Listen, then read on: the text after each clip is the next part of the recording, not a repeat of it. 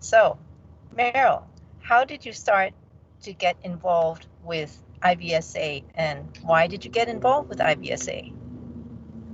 I started in my second year of vet school. A friend of mine joined the IVSA committee and they were still looking for a couple of people. And I was like, well, I mean, it sounds like something I would enjoy because it is about veterinary medicine and it is about getting to know new people, getting to know new cultures. It's basically kind of like experiencing the world out there. And that's always been a bit of a passion of mine. So I figured I was able to combine the two things I enjoy most in life through IVSA, and that's where and how I got involved. Okay, great. So, do you feel that as you travel around to meet with people or have a chance to meet up with fellow veterinary students, how do you feel that somehow, somewhere, some way, we could all contribute to something in this world together? Definitely. Is that one of the purposes? Yeah, I think the whole idea of having such an international network is just to create an actual network, is to create an opportunity for people to engage with each other, to learn from each other as well. I think that is the most important thing. It's very easy to kind of get stuck in your ways, to always do what you're used to doing. You're not really going to get a whole lot of like points of view or new influences if you just stick to what you know. And then having something like an international community is, in my opinion, the best way to kind of like open yourself up to all of these new experiences and kind of force yourself as well to look at things from a different perspective. Do you believe that it's not only through being connected that you could better yourself, but you also have the possibility of bettering society and any country or context that you're in?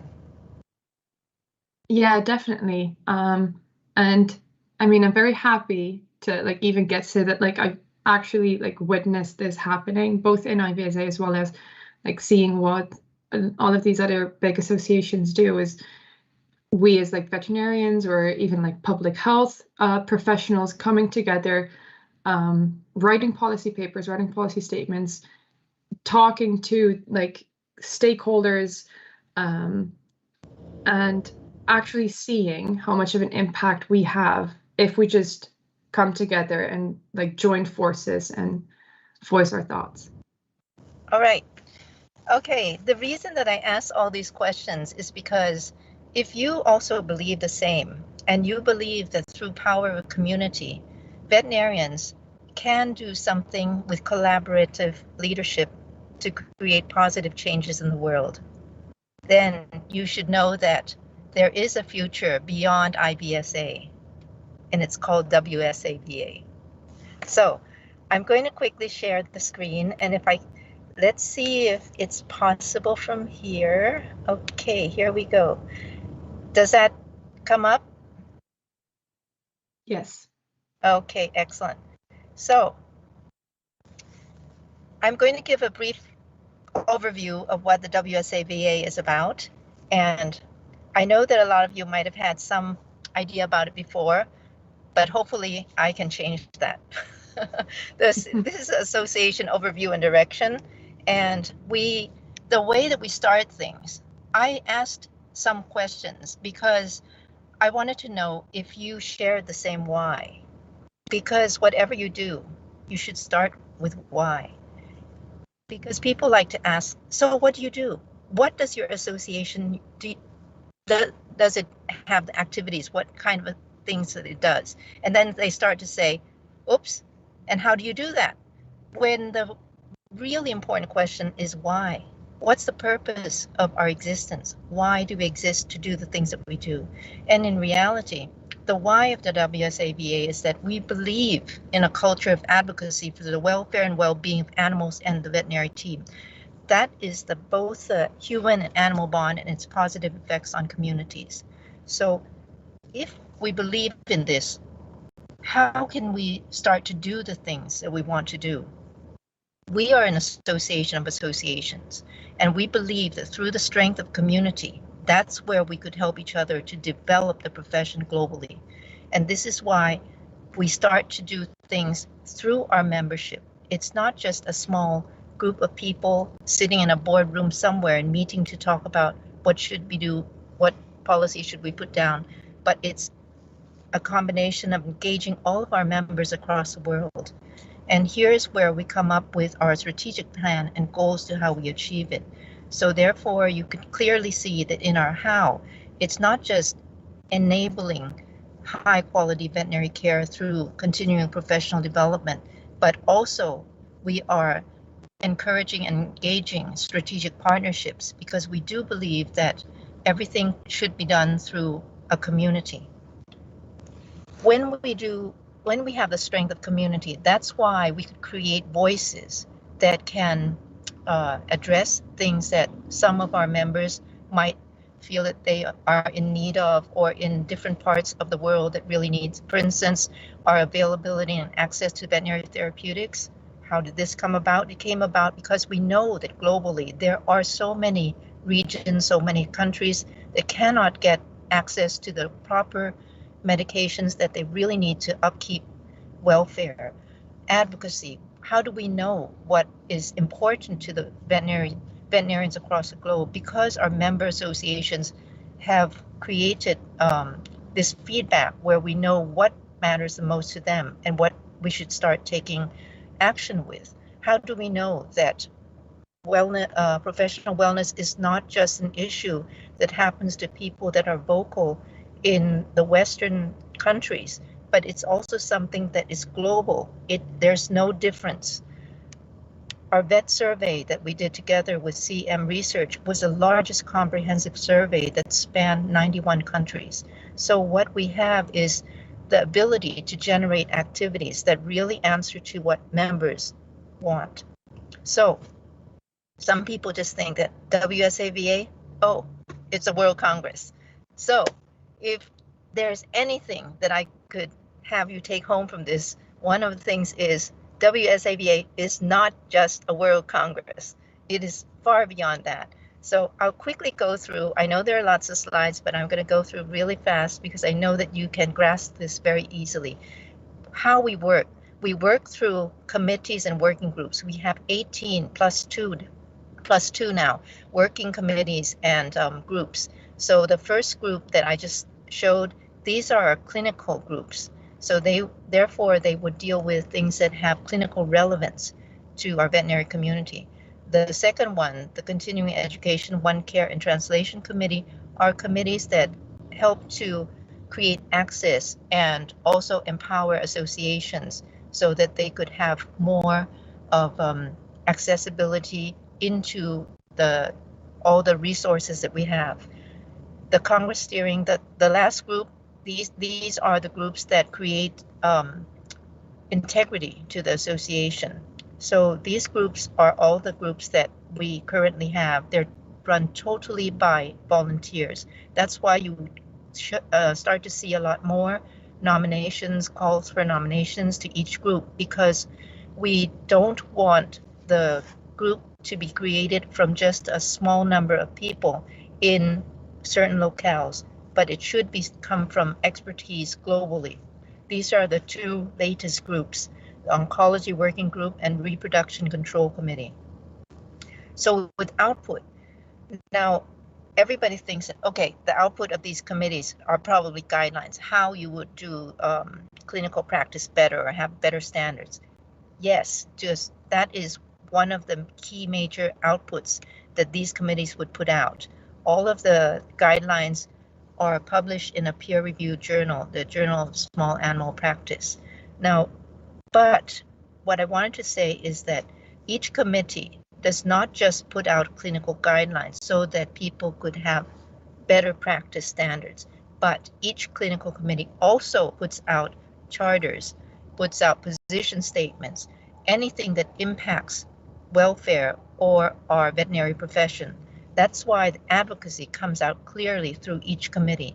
The Global Nutrition doesn't just put out nutrition guidelines, but they also put out key items and position statements so that pet owners don't bring their pets into poor welfare because of their misinformation. The Global Pain Council is not just about declaring that we recognize and the importance of pain, but it's also creating a solidarity that we want to end animal pain. This is the Global Pain Solidarity. Pain-Free China campaign was in partnership with one of our local groups to enable this to also be carried forth in many countries in the world, specifically targeting China in 2020. The hereditary disease, for instance, is not just about, oh, now we know how to diagnose hereditary disease. It's not just about clinics, but it's also about how we are making a stand to create proper breeding. The BOAS project is about brachycephalic obstructive airway syndrome, which is creating a lot of welfare issues with pets that are currently being very fashionable, the brachycephalic breed. But this stand is to get people to understand that we can stop or end this kind of suffering, and not for vets only to be on the receiving side of treating them. Therapeutic guidelines group, I gave a little bit of an example of that.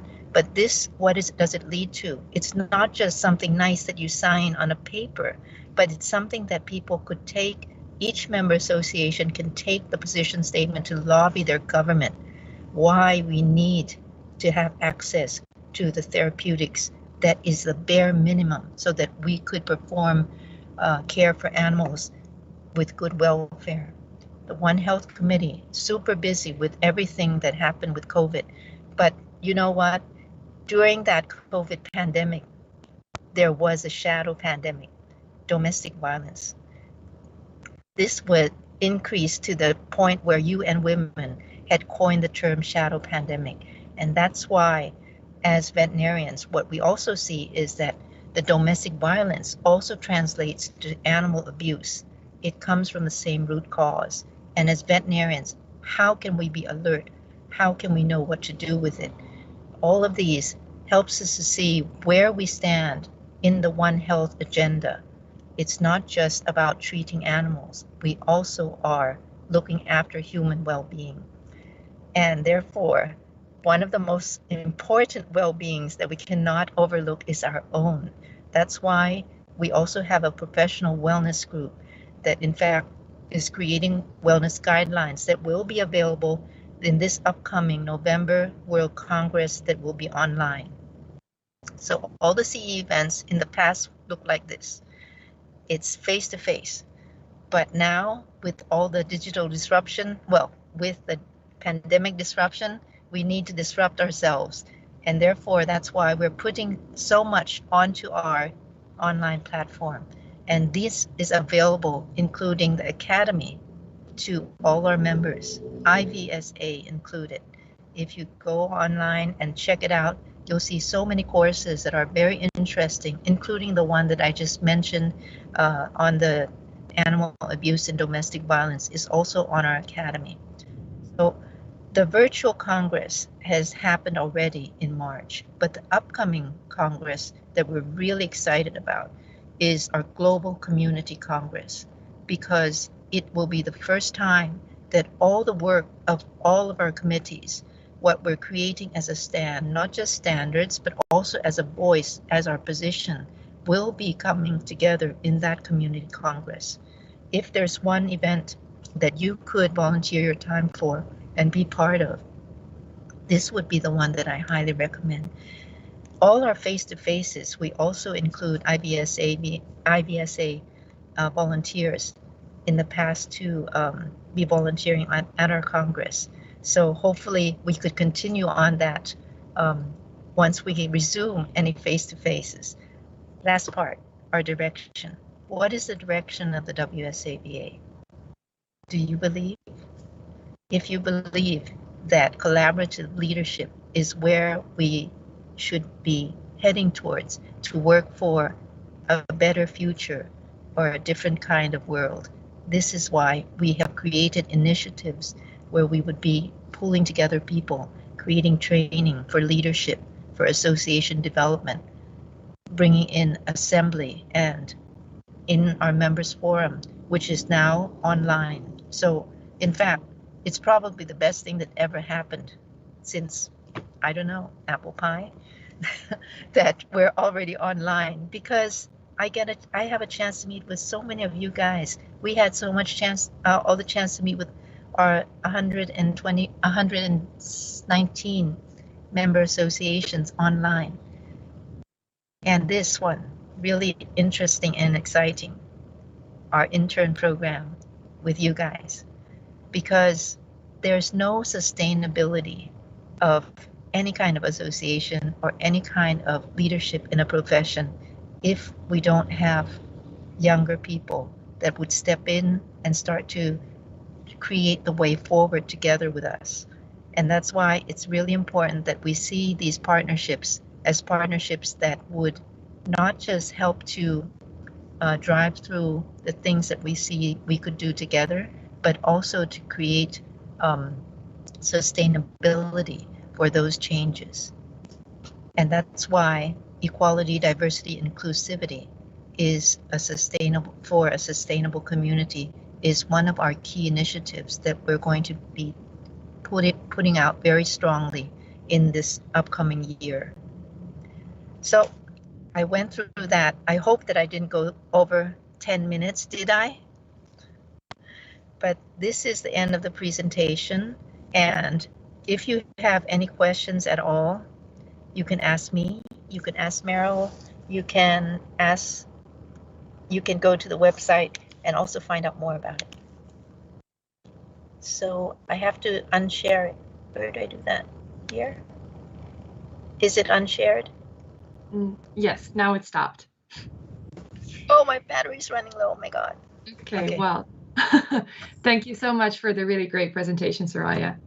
We really appreciate it, and I hope all of our members have learned a lot and feel inspired to become a part of WSAVA after graduation too. When that, I just wanted to add one thing. I heard from some young vets when they talked about now is the time to be very active, learn more, get to connect, because when you start working, you will start to become disillusioned and too busy with paying back your student loans, and then you will forget all the idealism that you carried now. Not true. It doesn't happen that way. It doesn't have to. No. It doesn't. We'll hold on to that feeling we have right now.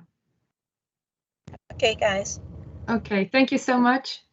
And then I'm going to give the floor to Wolfgang for a presentation. I'm going to leave, and please tell Wolfgang sorry because my battery's running low. Bye. Wolfgang, and bye-bye. Have a good time. Thank you. Wolfgang, you're still muted. So make sure to unmute yourself. I have done so. Yes. Does it work? Okay. Yeah. You could tell that Soraya was phoning from Bangkok because of two reasons. One is she was in traffic, which is typical for Bangkok. You spend so many hours in Bangkok that the traveling is absolutely disastrous. So that was great. And the other thing was that was an excellent online connection. So really, really good. That wouldn't have happened in Germany, I tell you. That's amazing. So I will do that a little bit the other way around as Soraya has done. I will show you first a little bit about what FECAVA is, what we are doing, and then I will throw a few things in that you all are interested in the international community, that you want to contribute to the international veterinary community now as students and later as vets. I think we see that already, and also the fact that there are so many people are online, I think pays tribute to that. So let's have a look what FECAVA does and what we can do for you. Again, sort of just double checking. Let's try this presentation. You can see my screen at the moment. Unfortunately, I don't get any feedback. Can you see my screen now? No. That's not good. So I was trying to share. Let's have a look. Oops. Yep. And screen share. Yep. Okay. Can you see that I'm busy sharing now? No, I can just see the letters. So again, are you receiving my screen now? No. And that is not good. Okay, what can we do about this? Should normally be very simple. Send Share. the presentation to me. Entire screen. I just sort of, whoops. Well, come on, it can't be that difficult. Open share tray. So let's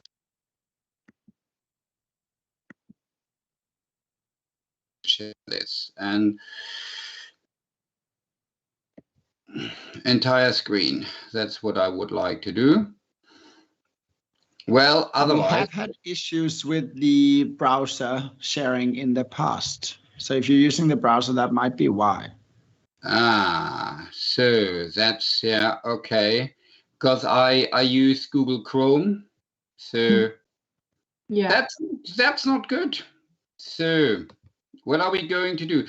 I can share the I can change the browser, but that will take another 2 minutes because I have to log out and then I have to possibly log in again. May I suggest, I don't know, if somebody else wants to do their presentation first, might that be an idea before I waste more time? Yeah, we can ask Samantha to go first for IVC. Yeah, and then do that. yeah. Okay, I think that I'm terribly sorry if that is okay with you. I'm really sorry, but I think I'm pressing all the right buttons, but don't get the results I want. It might be my own stupidity, which is more likely, but it would be a shame if we don't get the slides on. So yeah, can I pass on for the moment? Yeah. Yeah, we're gonna let Wolfgang, Samantha if you can, and if you can then send Daniel them can as just well. email you. Mm-hmm. Where do you want to have it sent? To Meryl's email address. That way she can share if everything goes wrong the next time as well. Yep, I will do that in the meantime. No problem. Okay. See you in a Good. moment. Okay, See sorry you. about that, guys. No worries. Samantha, go ahead. Thank you very much. I will just share my screen as well. I'm hoping mine will work as well. So let's give this a go on here. There we go. I think it's doing something. Excellent. Thank you very much. And thanks so much for inviting me along to talk. I'm really excited to speak to you all today and just give you a bit of information about IVC Evidensia and what opportunities might be available to the students once you finish university. So my name's Sam. I'm the Graduate Recruitment Manager at IVC Evidensia. So my role is to manage the whole recruitment process for new graduate vets and specifically on our graduate program. So I'm very much involved in kind of the interviewing, liaising with our practices. So I can give you a really good insight into what we can offer as those first steps, but also working within IVC Evidensia as a whole. So I'm going to just go through a few things, obviously tell you a little bit about who we are as a company, why you might want to choose a career with us, about our graduate academy specifically and what you would get as part of that and what support is available and how to join. So to begin with, just to give you an overview about our company, so we were created in 2011 by the coming together of independent practices. Some of those are up on the screen there for you. Since then, we have grown massively to over 1,600 practices across 11 countries, and that's still growing. It's been such an exciting time for us, particularly being able to branch out into other countries and not just the UK means we can expand our connectivity with other industries and more people within the veterinary industry as well, and have more people within our network, which is really exciting. So we don't just do one particular species, we don't just do small animal, we have practices that cover pretty much everything. So that is from small to farm, mixed, equine, etc. And within that, we also have first opinion practices, but we also have a fantastic referral network of hospitals all across the country, and that also includes across our European countries as well. So there's so much opportunity for people to progress in their careers within the group, and also kind of just develop their skills and share experiences. And I think for us, that's our biggest aim, is to be able to invest in our people, in our premises, within our practices, and just really be the best we can be and provide our staff with a complete career path. And that is our ambition, to become the veterinary employer of choice. We obviously want to be somewhere that people think of straight away when they're looking at positions in the UK, Ireland or other European countries. And we want to do that by nurturing and investing and innovating with our teams. So just to give you a bit of background on our practices, so although they are IVC Evidensia, part of this one big group, they are very much individual practices. So I've just pulled some pictures up on the screen there for you. We don't brand them IVC Evidensia. They run very autonomously, they have clinical freedom, and that's important for us. So we can really have such a variety of practices sharing that different type of knowledge. So that just gives you an idea of what it might be like in some of our practices. So we are diverse in the type of practices we have, but we are also diverse in the type of people we have within the group. And it's important that we support our staff within all areas of their lives, as well as their career lives as well. So we've got lots of support groups within the company. These are just some of them up on the screen here. So we have our LGBT plus group, where we've got support network. We do lots of fundraising events. There's a lovely picture on here from everyone at, I think that was London Pride a couple of years ago, which was really good fun. And then we also have the wellbeing system. So again, similar aspects to the LGBT group, but it's a support network.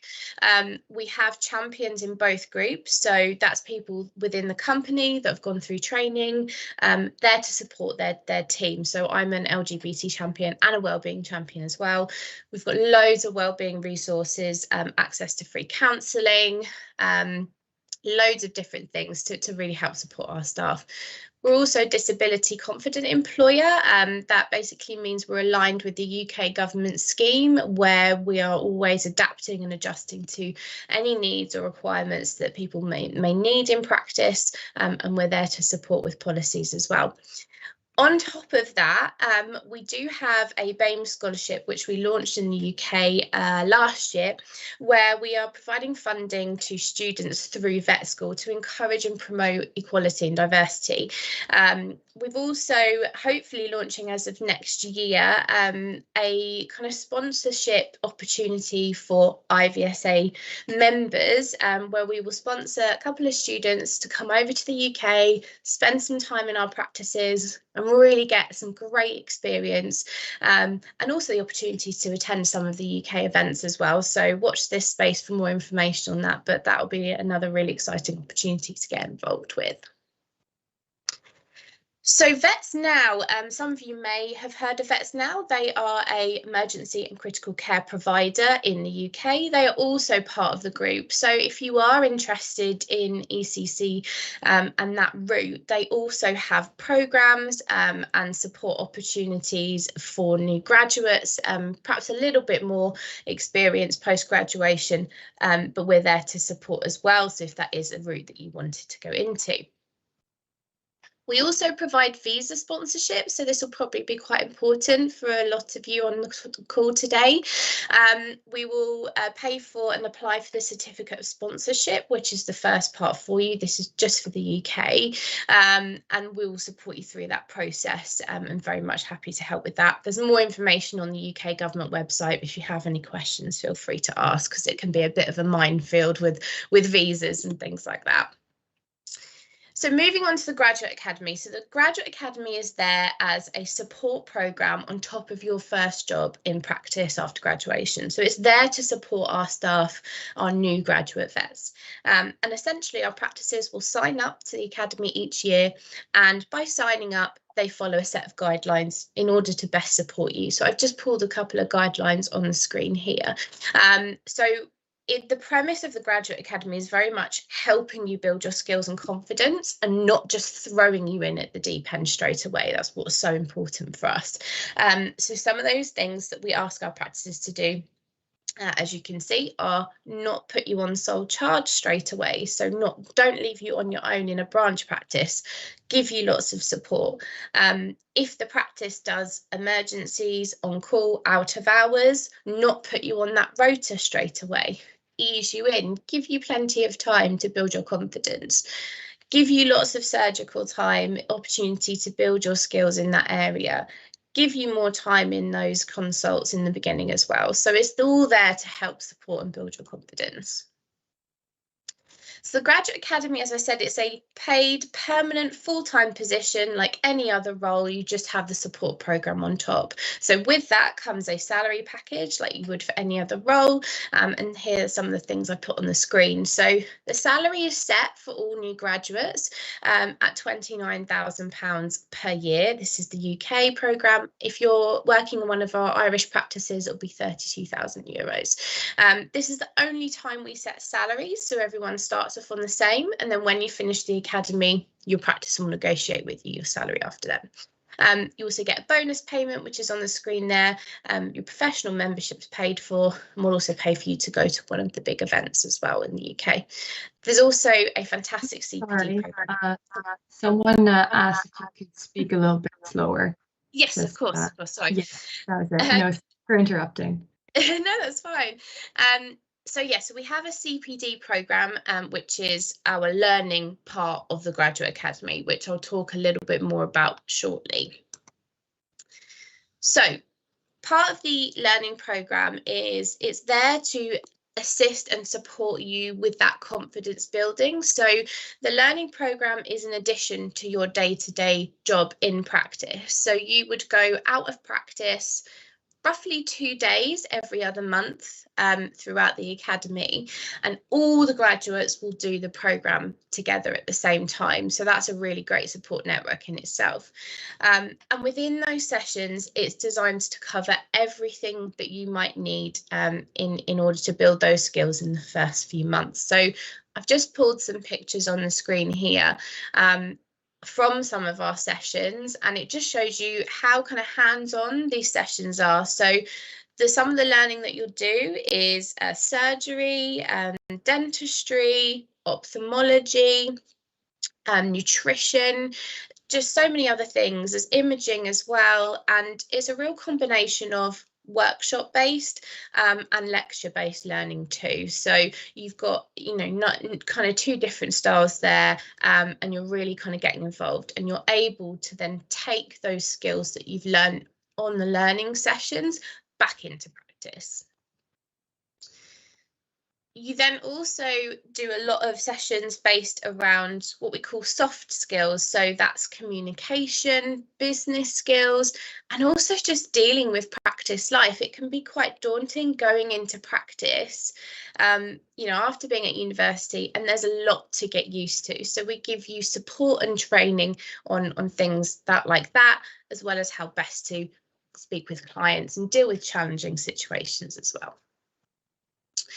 So as I said, we have a variety of different positions within the group and different practices. So we also have our Farm Academy and our Equine Academy. So it's exactly the same as I've described, but there are topics specifically related to those species. The Equine Academy launched this year, so I don't have a timetable for that yet, but here's some of the topics from the farm programme on there. If you want any more information, please do ask me at the end. So to summarise, the new graduate entry programme is the CPD programme that I've just explained, all the learning. You also have an academy coach, so that's someone in practice that you'll be joining, and they will be dedicated to you, to supporting you. They are also part of the Royal Veterinary College's Vet GDP programme. That's a compulsory programme that the veterinary body in the UK requests anyone taking on a new graduate to be part of. They basically go through training so they know how best to support their new graduates. And peer support. So as I said, all the graduates do the Graduate Academy at the same time. So the recruitment process is really straightforward. All you would do is apply on our website. Feel free to have a look just to get an idea of what it might involve. And you will then be sent through to myself and my team. There's a couple of stages as part of the application. So there's a video interview, a chat with myself and my team, and then also you'll have then a direct interview with one of our practices, depending on which practices you've decided to apply to. The Graduate Academy runs from October to October each year.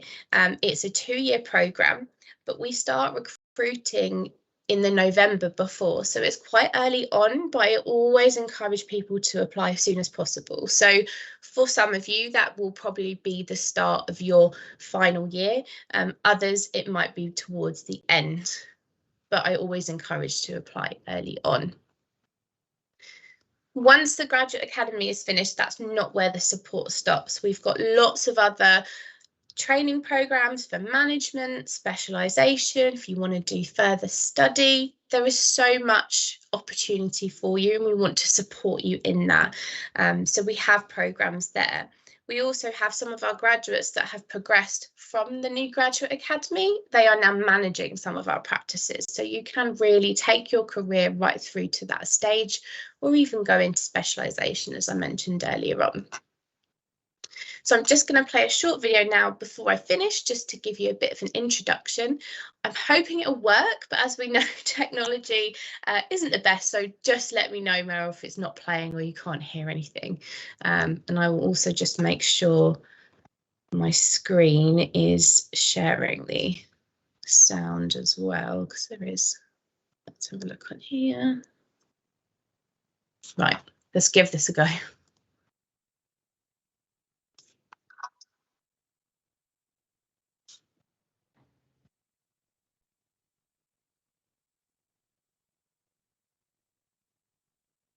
I'm not getting any sound, so what I would suggest is probably stop presenting, then share the screen again, and then when you share, there's a little switch that allows you to also share your computer audio, and then it should share the sound.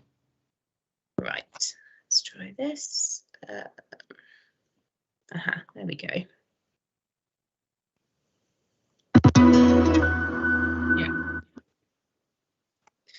Just do this. There we go. Now there's sound.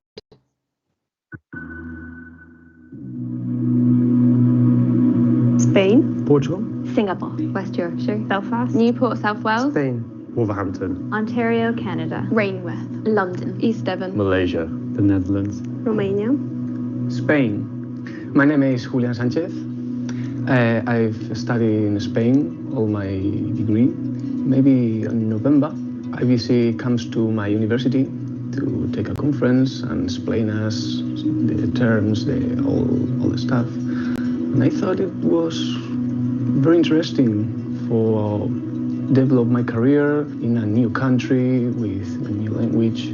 I think it's very good because of the support they gave you and the opportunities you have to improve.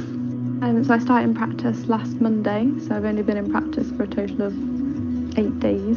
My name is Carrie Daly, and I'm a small animal vet at Coombefield Veterinary Hospital in East Devon. I've always known I wanted to be a vet, but not necessarily what species I wanted to treat or what direction I wanted my career to go, because there's so many different ways you can go with a veterinary degree. And in the end, finally settled on what I'm doing, which is small animal, and it is in a hospital situation, so we do have lots of inpatients in overnight and hopefully a higher caseload than a small practice.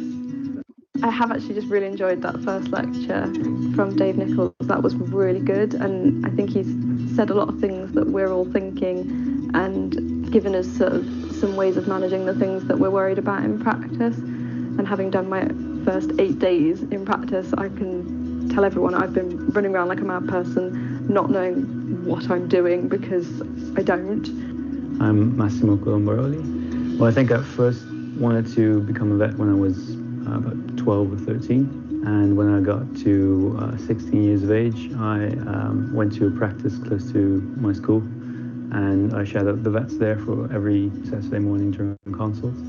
And yeah, that really got me really interested in veterinary medicine. But it's fun to see that there's quite a few different people that are in the same position. So just all new grads really, and from different universities and also from abroad. 2 of my colleagues do the new graduate program as well. They're in their second years now. They're always around if you need them, either during consults or when you're performing a surgery. Here people actually love their animals, if that makes sense, and they treat them like a member of the family. My name is Patricia.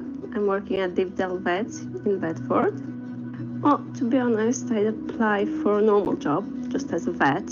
I told the staff that I don't have a lot of experience, and my mentor, which is the practice manager too, he told me about this position with IVC. He asked me if I want to do it because he thought that it's like the best thing that I could apply for. It has a lot of training that I could actually benefit from, and I said yes. So, to be honest, yeah, I need to say thank you to my mentor because he pushed me in a way, but it was a good push.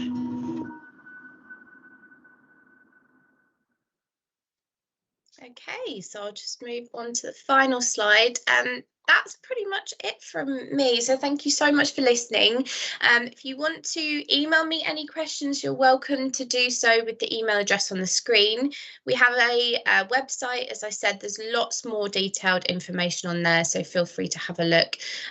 We have a Facebook page as well, and there's also a podcast that we've released where we go into a lot more detail about the Graduate Academy, so feel free to search us on there and find out more.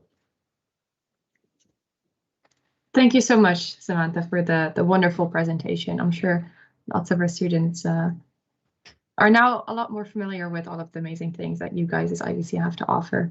So thank you so much for being here. And then we can move on to the next presentation. Wolfgang, would you be okay with going last? Just because I know Pierre has a bit of a busy schedule, so he was only available for 15 minutes here. And then we can do Fakava last. Just so everyone is aware, we are going to be running just a little bit late, which is okay. The committee workshops are just going to start a little bit later then, which means you're not going to miss out on any of the good fun of all of our workshops. So just keep that in mind. And then I think, Pierre, could you start sharing your screen? Yes. Hello.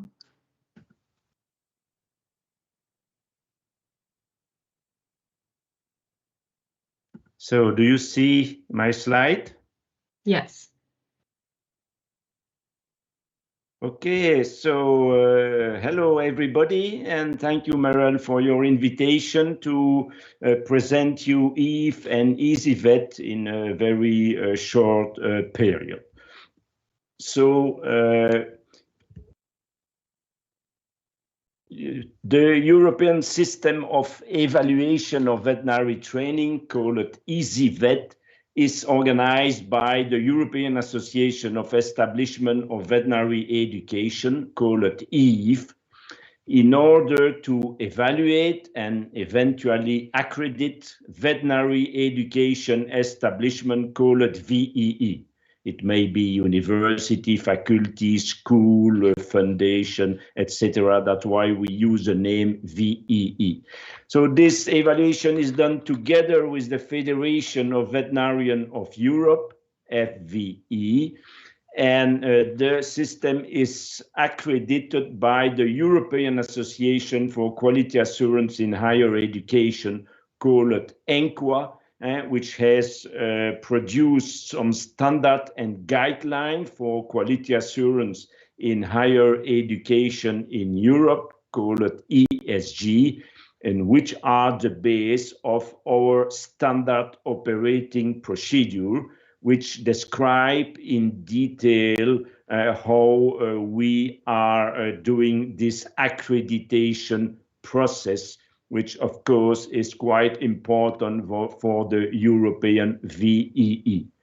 All this information are available on the website of EVE, and you can have access to all the different documents, including the report from the evaluation of the different VEE.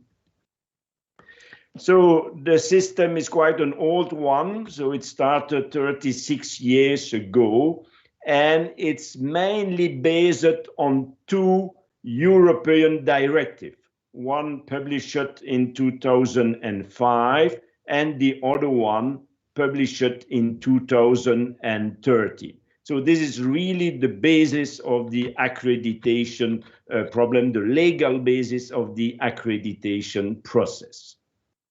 Pierre, So, I'm sorry to interrupt. At this point, we can still only see the first slide. It hasn't. That's a problem because on my here. Maybe you can stop sharing and then try sharing again, and then make sure to share the whole screen instead of just a window. And then maybe that would solve it. So, écran, maybe I.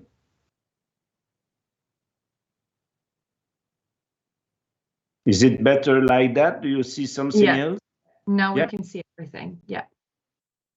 Yeah. Excellent. Wonderful. So currently there are 115 establishments from 45 different countries which have been or are being evaluated by EasyVet. Most of them are in Europe. Quite 100% of the VEEs in Europe are being evaluated by EVE, but we have also been asked to evaluate VEEs in Asia, North Africa, and South America. So in Europe, the different countries are subdivided into 8 main regions. And you see in the different countries, sometimes there are one unique veterinary school, like in the Netherlands, for instance, and sometimes there are many different veterinary VEEs, like in Italy, in Spain, and in Turkey.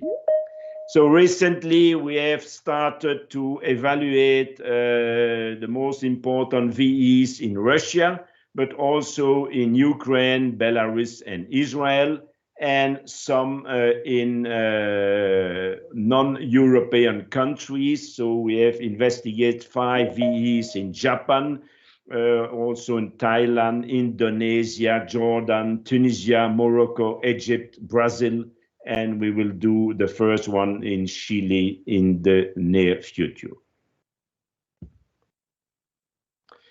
So the principle of the system is to focus on undergraduate veterinary education in order to ensure a comparable high standard in agreement with the EU, the 2 EU directive, and in agreement with the standard and guideline as edited by ENQA. So the training must be research-based, must be evidence-based, must be student-centered. This is very important. We will discuss later on it. And must be based on the application of the standard operating procedure, which is regularly updated, and again, students are involved with the revision of this SOP. So the basis of the system is to do a full visitation of each VEE every 7 years with what we call a visiting team.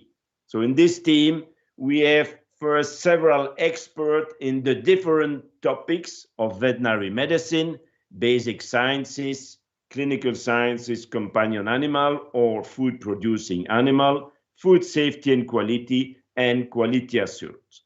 So we have practitioners, we have always a student, which is a full member of the team, which is a voting member of the team, and we have a coordinator who is there to train the newbies and to help when necessary for the completion of the visitation and for the writing of the visitation report. So this full visitation is done after all experts have received the self-evaluation report, which is done in full agreement with a guideline. Usually it's around 50 to 100 pages, and all visitors, including the student, has to read this self-evaluation report in order to prepare some question to the visited establishment and to ask for some meetings, etc. So then there is what we call the on-site visit, which lasts from Monday to Friday. Usually all visitors arrive on Monday afternoon, and the first meeting is there to explain in details what will happen and what we are expecting from all visitors, including the student. So all visitors may ask any question, may request any meeting in the VIS or any specific visit. The second day, the Tuesday, is devoted to the visit of all facilities, but mainly the one linked to clinical and practical teaching, but also theoretical teaching, skill labs, etc. So the whole day is devoted to this visit. On Wednesday morning, so there is an in-depth visit of additional facilities, and especially the veterinary teaching hospitals and all extramural facilities. And sometimes there are teaching farm, there is a visit of the slaughterhouse or of all the different extramural facilities which are involved in the study program for undergraduate students. On Wednesday afternoon, there is some meeting concerning the different EasyVet standards. I will show them to you in the next slide. And so everybody, including the student, will be allowed to ask specific question on each standards to the relevant people of the visited establishment. On Thursday morning, there is a meeting with all categories of staff and students. So it's academic staff, junior staff, graduate students, undergraduate students, and support staff.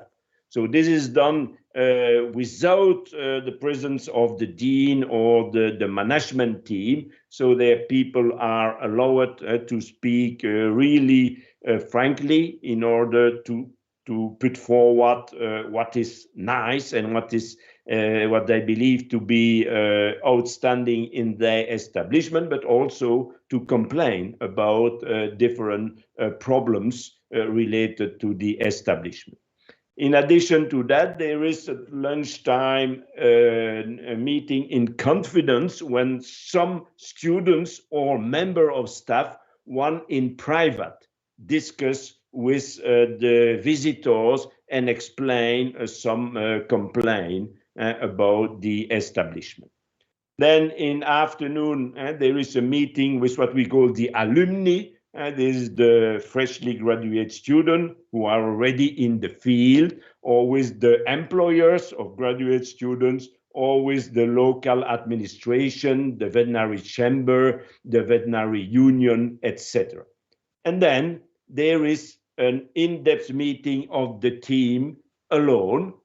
And the main objective of this very long meeting on Thursday afternoon is to see if the visited establishment is fully compliant, partially compliant, or non-compliant, different standard and substandard. In total, there are 55 substandards, and for each of them, the visitors must agree on a decision: compliant, partially compliant, or not compliant. This concerns all different aspects, and of course, for students, the most important are the curriculum, are facilities, animal resources, learning resources, all things related to students' admission, progression and welfare, student assessment, etc. So when the decision has been done by the team, this is included in what we call the visitation report, which is sent to the visited establishment for correction of factual error, and then the report is sent to the decision-making body, which is ECOV, the European Committee of Evaluation of Veterinary Education, which include 4 members from EVE and 3 members nominated by the Federation of Veterinarians of Europe. And so this committee, based on the report, will make the decision if the visited VEE is accredited or not. If the VEE is not accredited, then they are allowed to ask for a revisitation, which is done by just 2 persons, the chairperson and the coordinator, in order to check if the major, what we call the major deficiencies, which in fact are the area where the VEE is not compliant with the substandard, if these deficiencies have been fully corrected. If yes, then ECOV may change its decision and may propose the status of full accreditation for the visited VEE.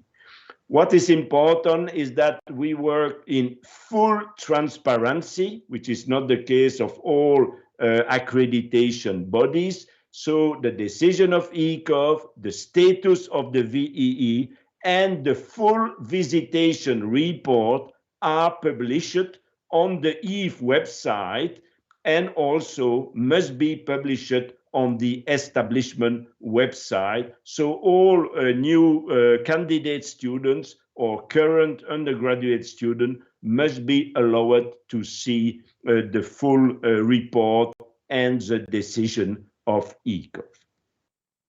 So, as you know, since we have been working since more than 36 years, we have, I believe, contribute directly and indirectly to a huge improvement of the veterinary training in Europe. And there is currently an undoubtedly increasing importance of several aspects. First of all is the fact to focus much more on the learning outcome and on the acquisition of what we call day one competencies. So which are the competencies that graduate students on the first day after graduation should have in order to be general practitioners and to be allowed to start to work in a veterinary practice or to do some emergencies, etc. Quality assurance process have also been improved, including procedure. We speak about good clinical practice, good laboratory practice, good pharmacy practice, biosecurity, etc., which are very important for you when you will start to work in a veterinary practice or elsewhere. Animal welfare are more and more important, including and also student welfare, both during studies and after the studies. Soft skill learning are more and more important. This means mainly communication skills, etc. Skill labs are more and more important in the VEEs. You know the principle, never the first time on a live animal. So there are now more and more models, mannequins, in which students can train themselves before to go to do a blood sampling, rectal examination, and other manipulation in live animals and in patients.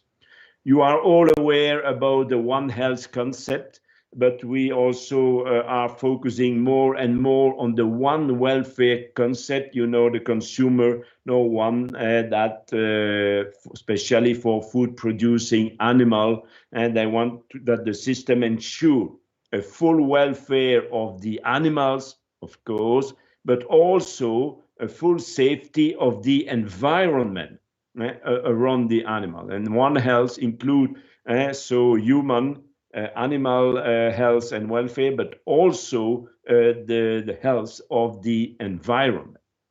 And last but not least, as you know, there are more and more digital technologies and artificial intelligence coming both in veterinary education and in veterinary practice. And so it's important that graduate students are able to understand what means artificial intelligence and are able to use the tools which arrive very, very quickly in the veterinary market. So for your information, you need to know that there are several challenges and or threats in for our organization, but also for you. And first one concern the establishment. As you know, currently in most establishments, there is first a clinical training intramurally in the veterinary teaching hospital under the supervision of well-trained academic staff, who are, as you know, most of the time DVM, PhD, and diplomate of a specialized college. In addition to that, in most VEEs, there are what we call extramural practical training, which is done extramurally under the supervision of practitioners in order to teach to the student the real life and the soft skill, for instance. Another challenge for undergraduate students is undoubtedly the excessive workload of most study programs in most VEE. So the VEs have had additionally disciplined subject matter, which is of course extremely important, but there are very, very few withdrawals. So as a result, the workload has dramatically increased and is far too heavy in many VEEs. Another worry is that for graduate students, there is an increasing rate of veterinarians who never enter the veterinary profession or who leave it totally after a few years. So it's very worrying, and there have been already studies in several countries in order to understand why. And there are two main reasons. The first one is the three reasons is an inappropriate teaching of the real life of veterinarian for candidate veterinary students. Secondly, there could be an insufficient training on soft skill, communication with client, etc. Of course, we all love animal, but you know, if you want to be a vet, you need to work with the owners of the animals, and this is very important. And finally, it seems that there is no sufficient support for graduate students to reply to their question or to their worries. So of course, we are thinking and working on this aspect. Finally, there is some challenge for veterinary practice. As you know, there is undoubtedly an increasing power of corporates, which are more and more involved in veterinary education. As you know, corporate own many veterinary clinics, sometimes more than 1,000 in some area of the world.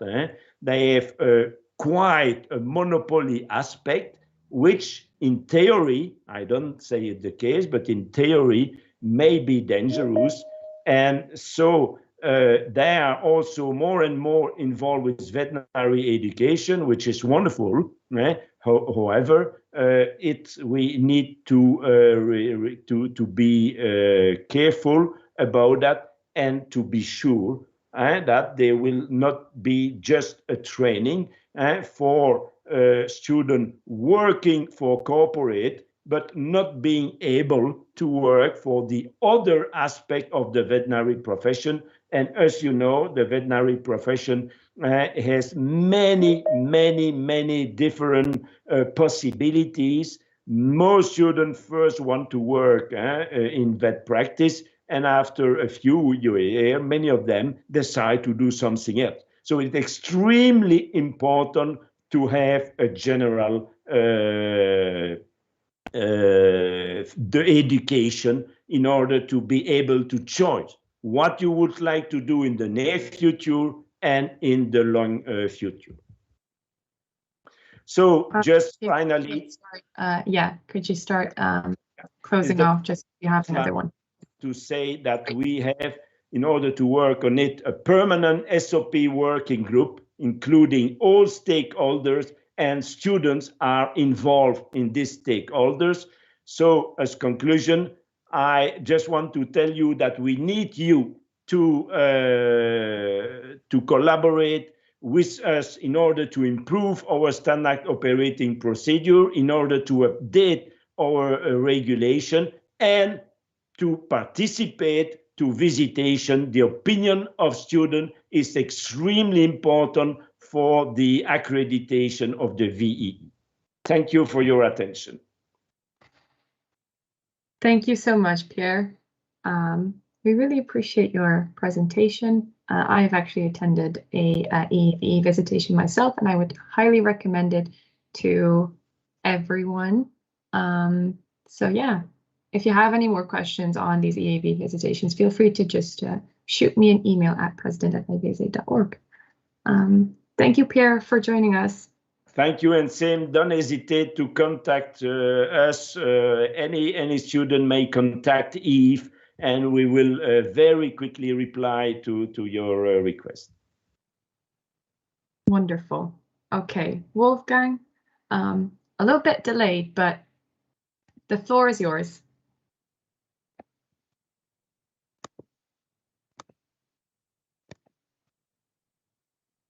I'm gonna try and give you, okay, now you should be able to unmute yourself.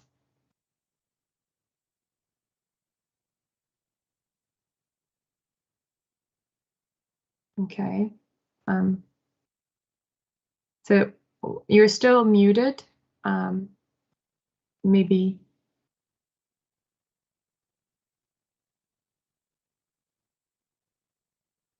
And that might also be better. So now let's try to share the screen. So there we go. You should have my sound. Can you see my screen now? No. How about that?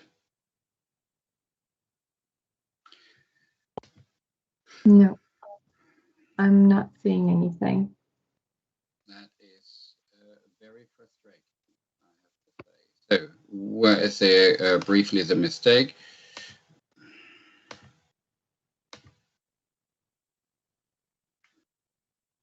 Open share tray. Desktop window, share screen. We have that. Okay. Entire share window. No, I want to have the entire screen. I would like to share. I can't do that. I emailed you my presentation. I don't know if you want to run it. Yeah, that's I'm fine. so sorry about that. It's a bit weird. So I'm working with a different browser, but the share button is not available. That's the one. That looks pretty good. Yes. Okay, but you have my sound. Yeah, we can hear you. So. Okay, so that's fine. Let's quickly run through that because we don't want to spend too much time on it. So I'm the Senior Vice President of FECAVA. So what is FECAVA? FECAVA is the Federation of European Companion Animal Veterinary Association. Next slide, please. There's our mission statement. I think we skipped that at the moment. Have a closer look. Next slide, please.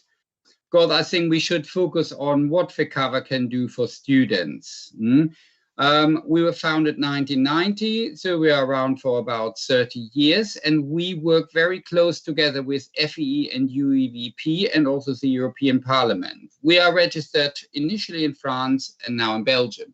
As you can see, the 39 national associations in Europe are members of FECAVA. So FECAVA is pretty much everywhere in Europe. So each national association sends a director to our council, and so that's how it looks like when we meet. So as you can see, this is, next slide, please. This is before COVID. And here we discuss all matters of mutual interest for companion animal veterinarians. Next one, please. So what are the benefits? The benefits of the FECAVA membership, and you are automatically a member if you're a member of your national association, is that you get a discount for the Euro Congresses, which we hold once a year. FECAVA is influencing FEE and UEVP. We are a member of UEVP, and UEVP is a member of FEE. We support especially Eastern European countries with their CE events. FECAVA has brought out a number of hygiene and antimicrobial posters, which you might find useful. You can download them for free from our website, fecava.org. FECAVA has a membership card, which identifies you as a member of a European association. And are there more benefits? Next one, please. Meryl, yep, there we go. There we go. So that's the Euro Congress. We hold that normally once a year, every 3 years, and obviously always in different countries. Normally every third year, we do that together with our friends at WSAVA. That is when they're coming to Europe. The last 2 congresses were in Copenhagen. And well, last year we wanted to have one in Warsaw, but you all know what happened. During the Congress, there's a symposium and awards. That's not so interested for students yet. You might get one of these awards later. Next one, please.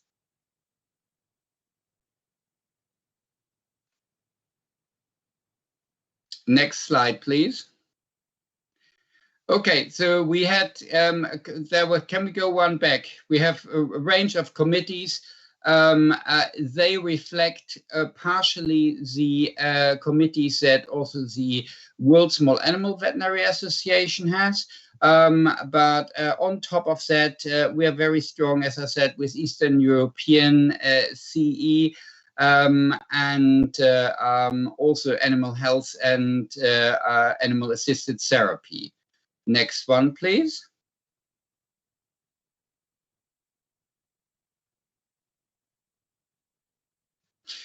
We are sending around a newsletter, which is available in different languages. That usually comes out once a month. You can subscribe to the newsletter, doesn't cost anything, and gives you a lot of regional news.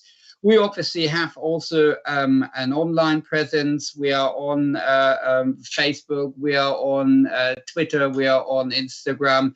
So check out. We have a YouTube channel where we interview interesting members of the profession from all over Europe, which is called FECAVA Vet Chat. And that is also available as podcast. We bring out on our website, as I said, posters over antimicrobials. Again, you can download these posters for free just by visiting fecava.org. Next slide, please.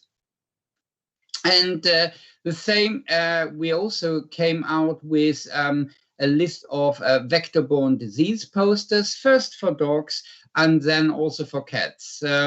If these diseases are of importance in your country, or if you would like to learn more, they are nice and concise, and we brought them out in cooperation with SGA. Thank you. Next slide, please. Then once you are graduated, you might like to visit colleagues in other parts of Europe. That is something we support and we actually fund. So we are always looking for qualified vets who would like to visit colleagues in a different part of Europe. And we are sponsoring this exchange with 2,000 euros, so 1,000 euros each way. This scholarship is run in coordination with the support of LaboClean, and you can apply at any time. We will next run this most likely in 2022, but obviously all depending on the situation with the pandemic. This is really, I think, important for students. If we cover student travel scholarship, we run this in combination or in cooperation or sponsored by IVC Evidencia. 10 students from different European countries are invited every year to the FECAVA Euro Congress. Unfortunately, in 2020, it meant only being invited to the online Congress, but for 2022, we are now starting, we are planning to have a physical Congress in Prague. So what you get is you get the full Congress ticket funded, and you also get 300 euros towards your expenses, say travel expenses, hotel expenses. You can apply for this through IVSA, or you can send just an email to the FECAVA Secretariat and we will forward that. So watch out for advertisement for this scholarship again. In the beginning of 2022. The scholarship is available for students in the clinical year, so year 3, 4, 5. Next slide, please. Something I also like to point out is a project we ran in cooperation with the World Small Animal Veterinary Association, Global Principle of Veterinary Collegiality. We have brought out posters which are now available in over 20 different languages. They highlight how to behave towards each other, how to behave in a team. And next slide, please. We specifically point out that it is important that knowledge and is shared and support is given especially to younger colleagues. As I said, this is available not only in English, but in a lot of other languages, and was produced partially actually with veterinary students and young vets in mind. If you want to work somewhere, have a look at it. These are, I think, the way of conduct that we would like to see applied all over Europe and ideally all over the world, and that's why we ran this together with WSAVA. Closing, I would like 2-3 things. We are coming now out of the pandemic, but I think it will change your working life to a degree which we haven't really experienced. Sort of veterinary surgeons of my generation. Things like, for example, traveling freely to veterinary congresses all over the world, I think is no longer happening. So what else can you do to still work internationally or see other countries? One possibility is get engaged through organizations like IVSA, FECAVA, WSAVA, communicate, network with colleagues in other countries, and then take up the opportunity. If you want to travel, why not combine working and traveling at the same time? You saw what a great program IVC is, for example, offering to veterinary students. And I mean, as you can hear, I'm actually not a native Brit. So I traveled many years ago from Germany to the UK, and I still haven't regretted it. So give that a thought, and there are far more opportunities out there also in the future. So rather making short trips, why not do a workation or just commit a year or two to work in a different country? And organizations like, for example, FECAVA will help you with that. And what you have to do the principle of knocking on doors. Sort of, there is no point knocking harder at a door or knocking again and again and again at the same door. If that is not opening, it's not a problem. But what you have to do is knock on many doors. And at some point, one will open and there will be the opportunity you are looking for. So join us with FECAVA and have a look what we are doing and offering. And I hope to see you soon as one of our new colleagues. Thank you, Meryl, for inviting me. Thank you so much, Wolfgang. And thank you so much for the wise words of advice for everyone. I would also very highly recommend everyone to, once it's possible again, go abroad as much as you can. Okay, then that was it for the partner presentations. Everyone can now go back to the workshops, the committee workshops.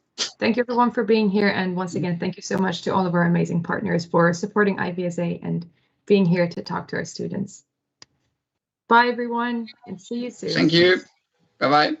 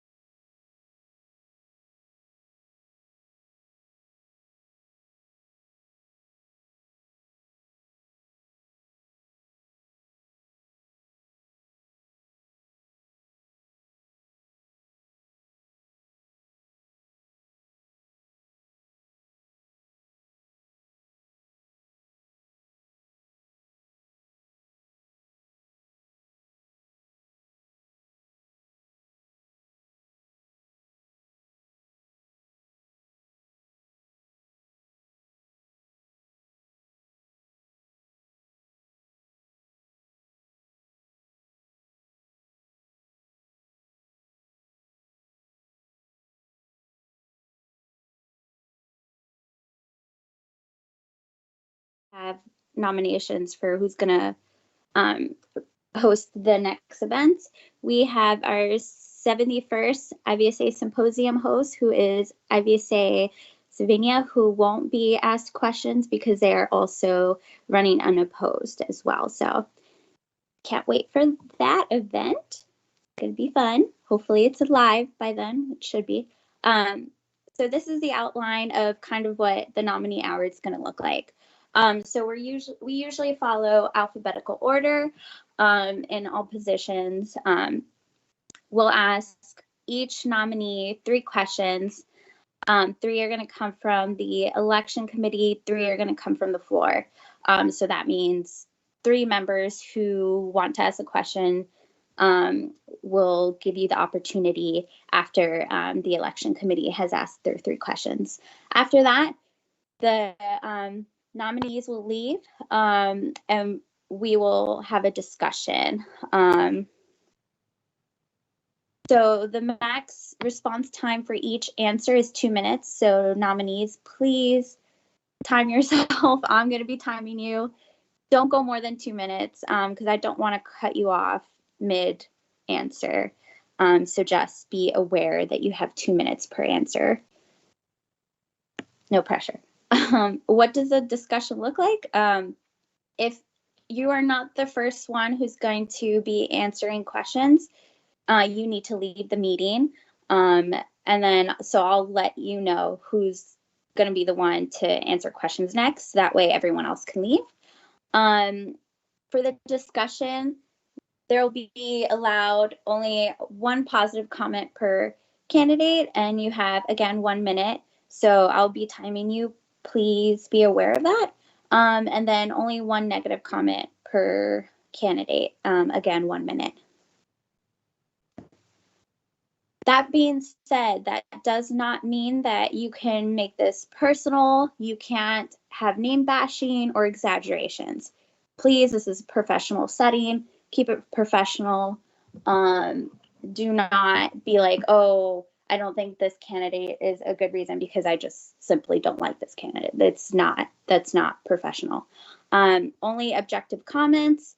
Keep it work related. Again, no name bashing, please. It's not fair for anyone to be put in that situation and have to hear it. Gabriel, to answer your question, you're running for a position.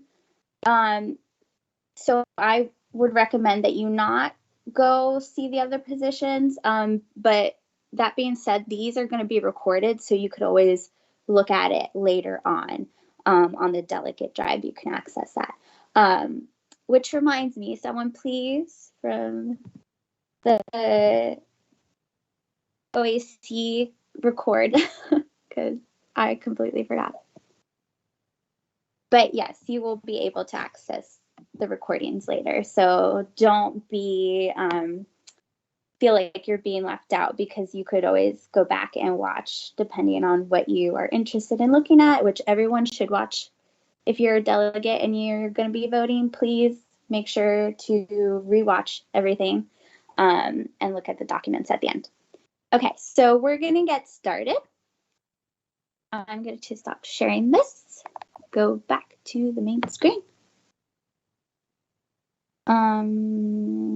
Stop sharing.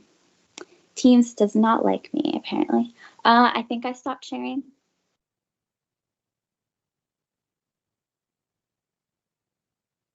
Okay, cool. And it looks like we're recording. Perfect. Okay, I just have to pull up my little doc.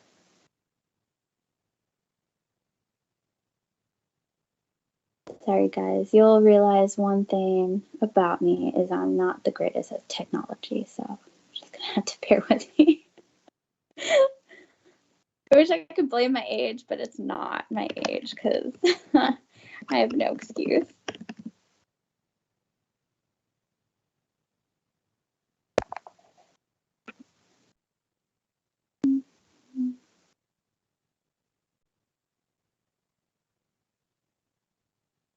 Okay, so the first position that I'm going to be questioning for is the CC. So everyone but Lauren leave.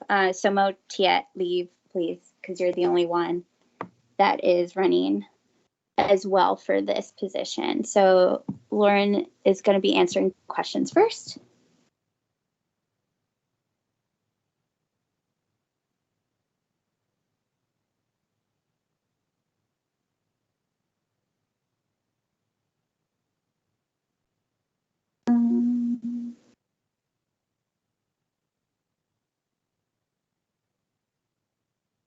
Okay, Lauren, you can talk. Do you have a question?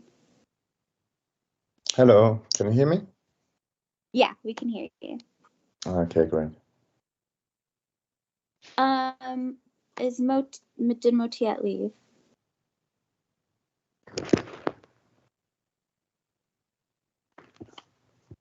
It looks like she did. Okay. I don't see her on the list, so we are just going to continue. Okay, Lauren, so I'm going to ask you 3 questions. Again, keep in mind that you have 2 minutes to answer each question. Sorry, so I'm going to be timing you. And hopefully I don't cut you off mid-answer. Okay, are you ready? Yep. Okay, so the first question from the election committee is, in your opinion, what are some of the essential strengths and skills that the CC should have?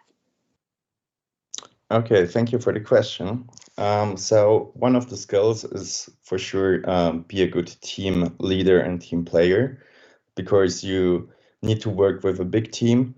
Also, you need to overlook the whole situation and plan ahead. For example, with the committee workshops for the events or for the handover documents. Also, it's very important to communicate with everyone very well, with EXCO, the chairs, the secretaries. And my experience with working in a team has shown me that it's very important to listen to people and to understand their views and needs. And also, it's very important to be creative, to understand complex issues and come up with good solutions. Yeah. Of course, also time management is very important, and you need to delegate tasks and also to involve and trust your secretaries, I guess, because they can help you a lot during the term.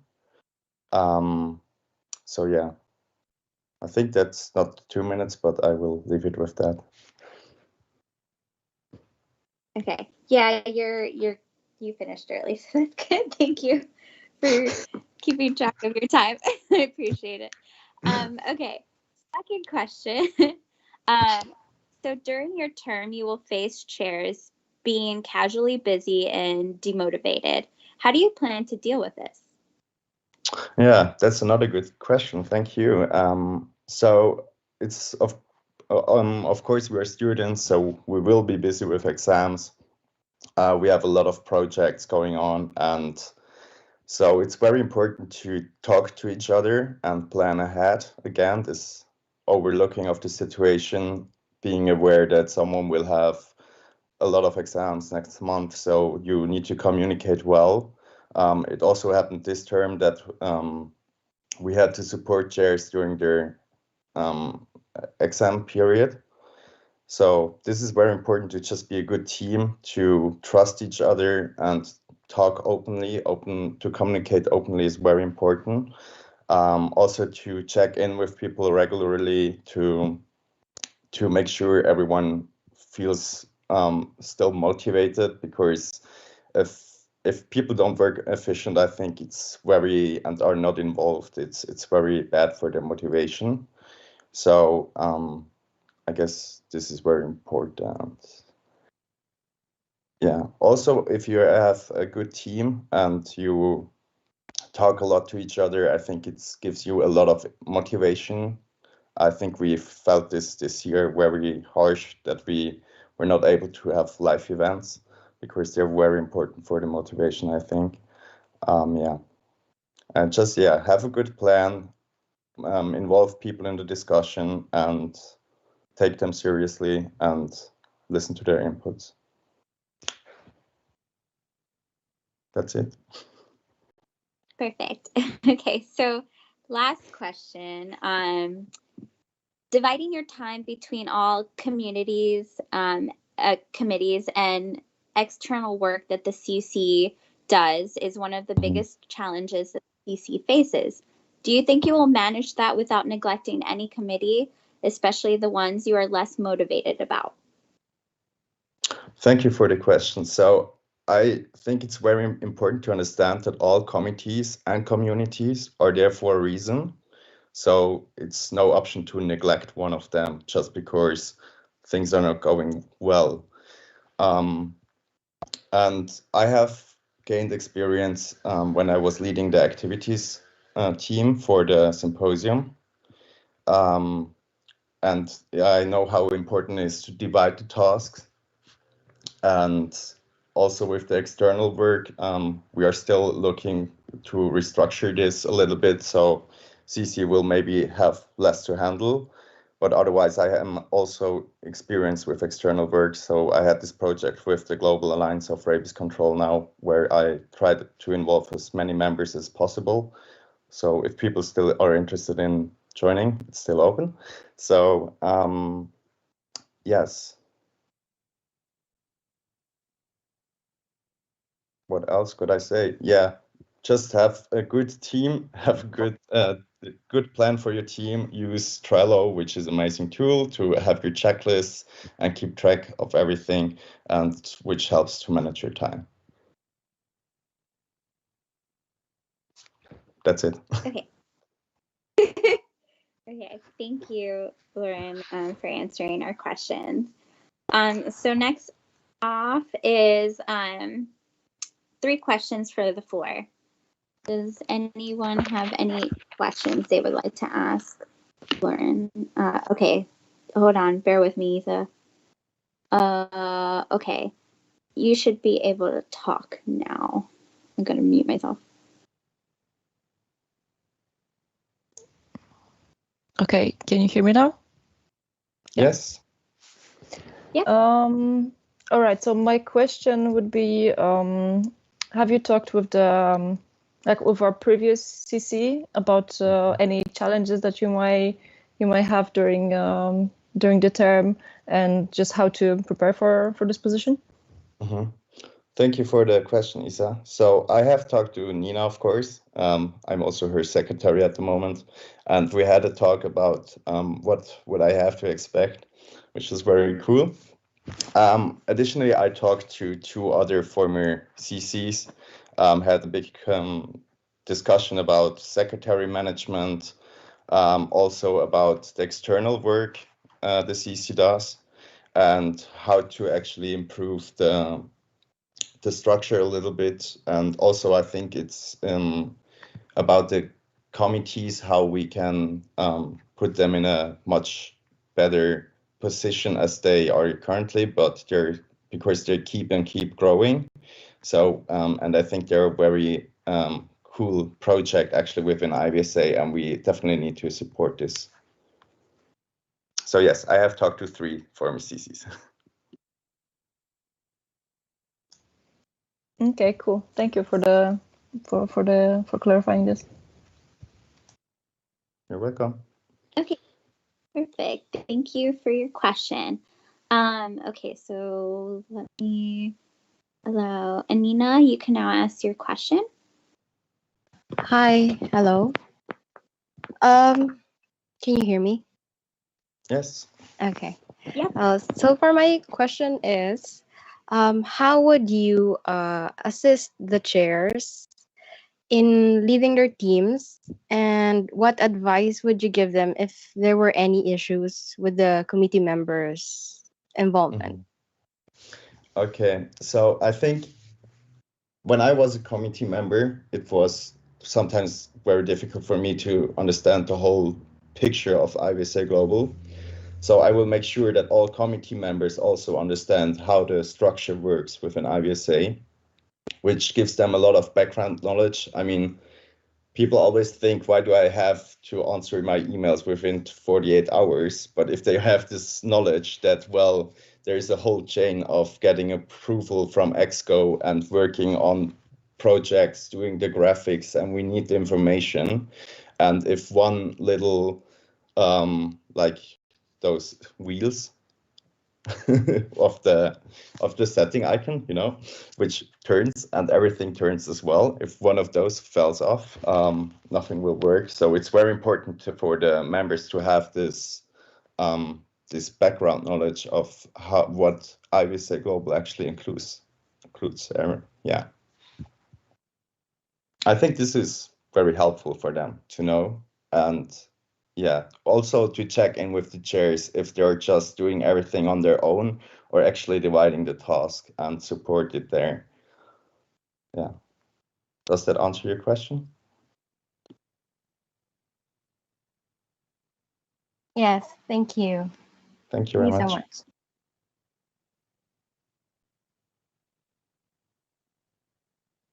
much. Okay, perfect. Oh, and we is that it for questions? We could take one more if someone else has a question.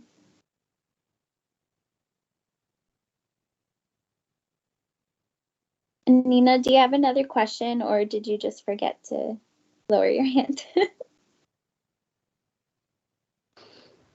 If Okay, you guys, thank yeah, otherwise just read my nominee form and you can contact me anytime if you have any questions. Okay, nobody else has any questions? No, it doesn't look like it. Okay, Lauren, if you could please leave the meeting for our discussion. Thank you. Okay, thank you very much. Bye-bye, guys. Bye. Okay, did he leave? I think he left. I don't see his name. He has okay, left. Perfect. Okay, perfect. Thank you, Daniel. Okay, so we can have a positive comment and a negative comment. So if someone wants to do, we could do the negative comment first. If anyone has a negative comment, and keep aware you have 1 minute. Any negative comments? Nope. Going once, going twice, not sold. All right. What about a positive comment? Oh, okay, there we go, Lisa. All right, Lisa, I'm going to allow you to speak. There we go. You have 1 minute. Hi, I was a bit fast. So for Lurgan, I've met Lurgan unfortunately right before everything moved online in Croatia. And ever since, he's been a very motivated IVSA member that went from a local basis in Switzerland to internationally. And I think Lurgan is a very hardworking person that is willing to take on any challenge.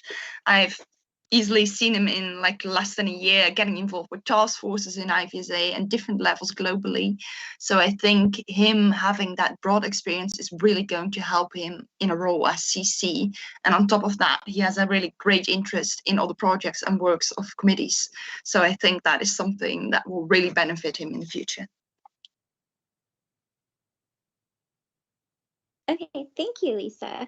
And that is it for Lauren. So bear with me while I text in the chat and try to get Motiep back.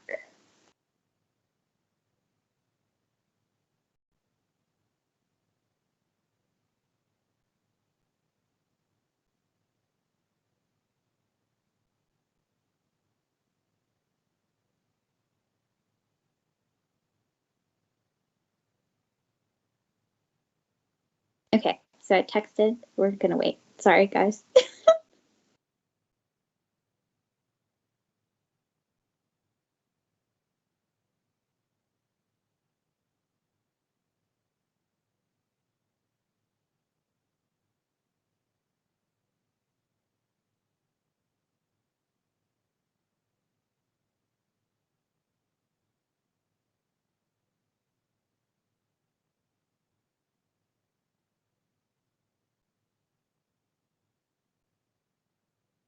Okay, so Motiet, I'm going to ask you 3 questions, and you have 2 minutes to answer each question.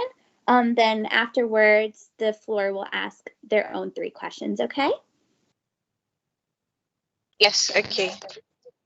Perfect. So the first question is, in your opinion, what are the essential strengths and skills that the CC should have?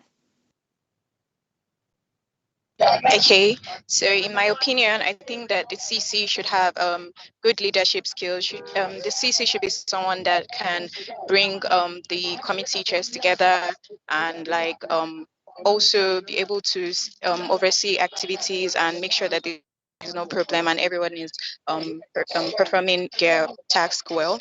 And also the CC should be someone that has good communication skills as well, where in case of if there is like a problem, conflicts, or any other issues that arise, the CC should be able to meet with everyone and try to find a middle ground, and thereby not being biased when any of these issues arises. And then also I think that the CC should also be able to have a good insight of what the committees are about, and so that in terms of meetings or suggestions for any of the committee chairs or in any situations, the CC should be able to know what to say and also what to do in such situations.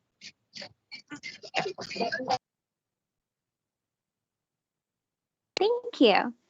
Okay, so your second question is, during your term, you will face chairs being occasionally busy and demotivated. How do you plan to deal with that?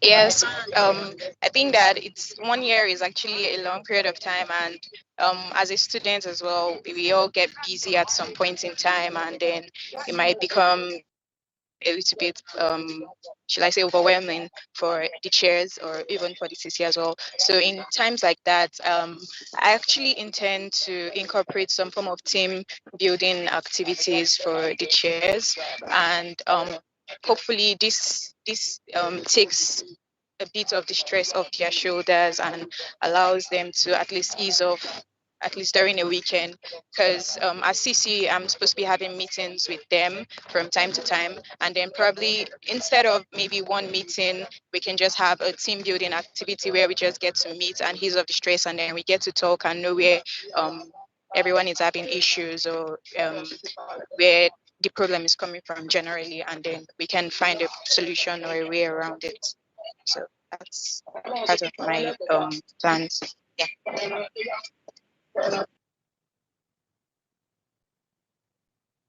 Perfect, thank you. And then our last question from the committee, dividing your time between all the committees and external work that the CC does is one of the biggest challenges you will face.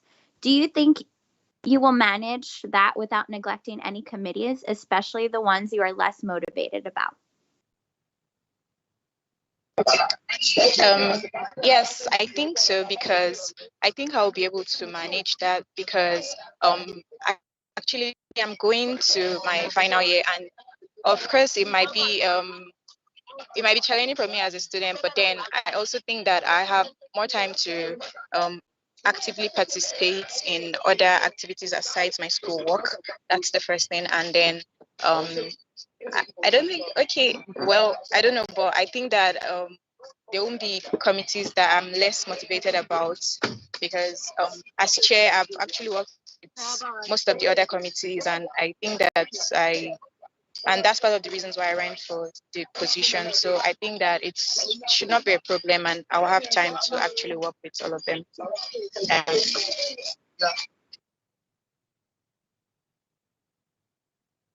Okay, thank you, Motiet. We're gonna now allow questions from the floor. So remember, there are 3 questions that you can ask. And then Motiet, you still have 2 minutes to answer each of those questions. Does anyone have any questions?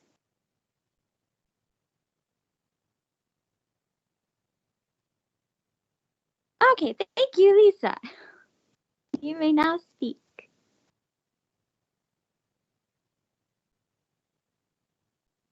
Or not. Hold on. Okay, now you can speak. You accidentally muted me again. There you go. Hi, Mucha. The question I have is, I was wondering if you have been in touch and spoke to previous CCs to learn from their experiences. Yes, I've been in touch with Nina, the previous CC that was CC during my term as chair of school, and I've had meetings with her to try and know where I can come in, or yeah, basically I've been in touch with previous CC, Nina Dosage, and that's previously the only CC that I've been in contact with, actually.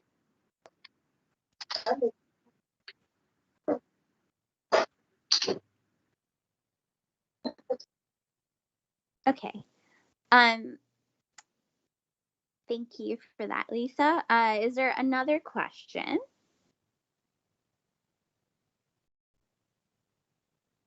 Oh, Nina. Okay, hold on. Let's see if I can.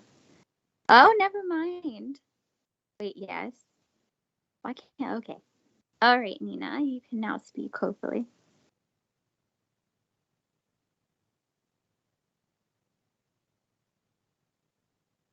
Nina, I love you have to unmute yourself. I can't unmute you.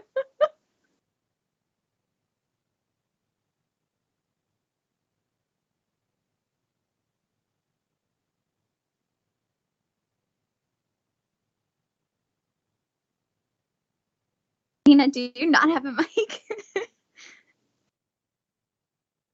Wait, just unmute yourself. You should be able to. Just hit the button. No, Ellen, like it happens, like it's a bug in Teams. So Nina, if you really can't unmute it, even though it says that you can, just type.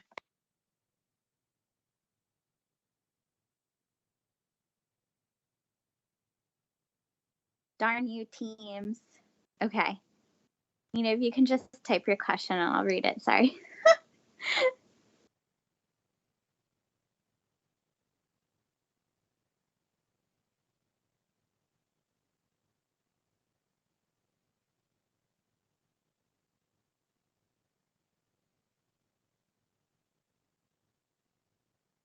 So Ellen, maybe if you allow me, I can ask another question in the meantime. Is that allowed? While Nina is typing? Yeah. First, Lisa, let me see if any new people have any questions. Of course. Does anybody have any questions? And then you could take it if nobody else raises their hand. No. Okay, Lisa. Yeah, you can ask your questions. Right, I see Nina is finished, but I'll quickly ask my question then. So over the past few years, I've seen the IVSA committees growing larger and larger over time. How do you expect to manage this as a CC? Do you think that this should change, or that this has made the work more challenging for the CC? Well, I think that currently the standing committees that IVSA has currently are very vital. We have One Health, we have the Animal Welfare, and all of the other committees. And I think that they all have like their vital roles to play. If in the next term, IVSA wants to have other standing committees that will be also serving vital roles, I think that that shouldn't be a problem. And shouldn't be a problem for me to manage as CC. And then the 6 committees, we can always have, as I said, it's part of my intentions to meet with the committee chairs. We can have like probably a general meeting and then probably specific meetings afterwards, where if there are like other issues that individually the chairs want to discuss, but generally have a general meeting where we get to talk to everyone. That way it will be easier for me as CC to like get to meet every one of the chairs and get to know where any issues is.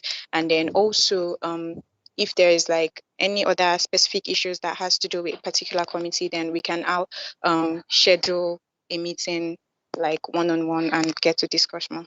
That's how I intend to handle it.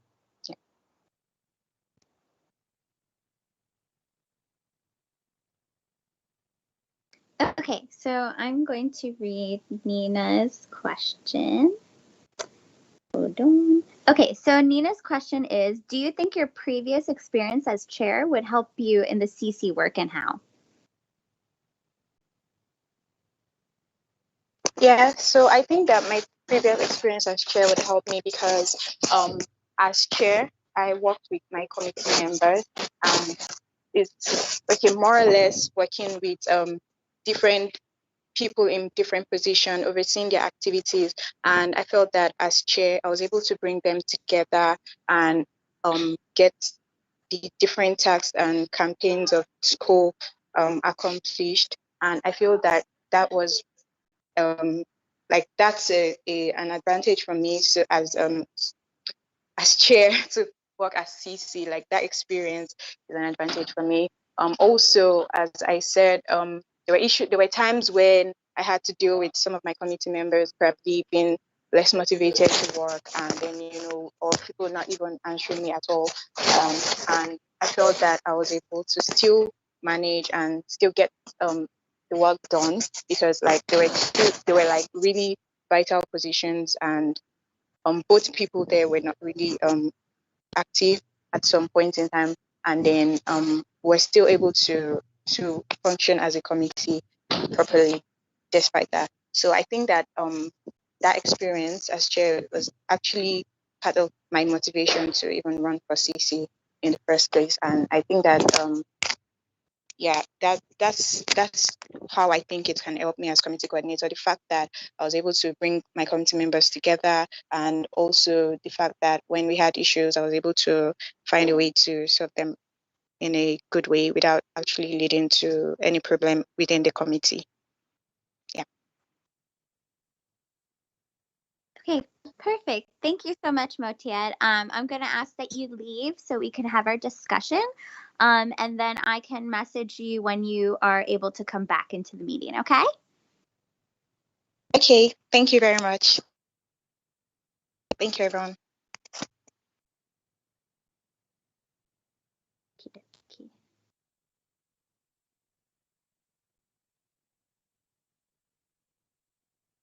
Okay, it looks like she left. Okay, so again, we'll have one positive comment, one negative comment, 1 minute each, please. And we'll start with the negative comment. Does anyone have a negative comment to make?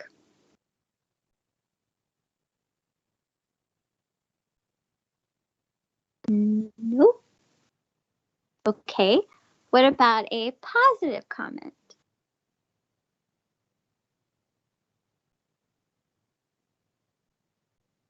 There we go. Oh, okay. Miriam, I'm going, oh, wait, hold on. Okay, I'm not sure who this is. I think it's Diana. I'm going to allow you to speak. Sorry, Kushi stole my account to be in the organization, so I need to use this. But yes, Diana Teixeira, IVSA Portugal. So I think Motiat have the absolutely right experience to be the CC. And as she was commenting in this last question, I definitely defend that for going to the positions, mostly the leadership positions, you really need to pass by the positions that you are actually leading. So Motiat have this experience by sharing SCO, and myself as a previous ambassador and committee member and now chair understand how essential it is to pass through these stages to make sure you can be the best leader that you can be. So I felt that sometimes in the previous CCs, there was a little bit of this lack of experience between passing through all the stages. And I think that Motiat will be perfect CC because of this. And then I also collaborated really closely with Motiat this year.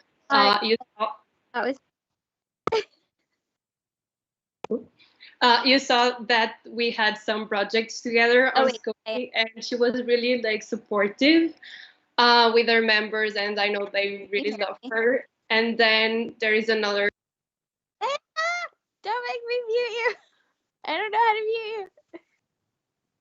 Okay, it's supposed to be a comment for a minute, and you went past a minute, so it's okay. It's okay.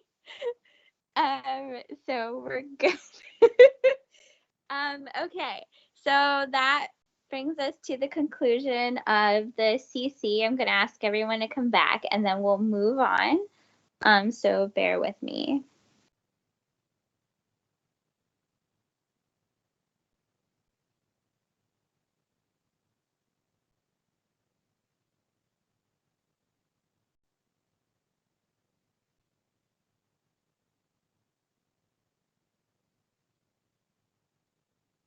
Okay, but for the arrow,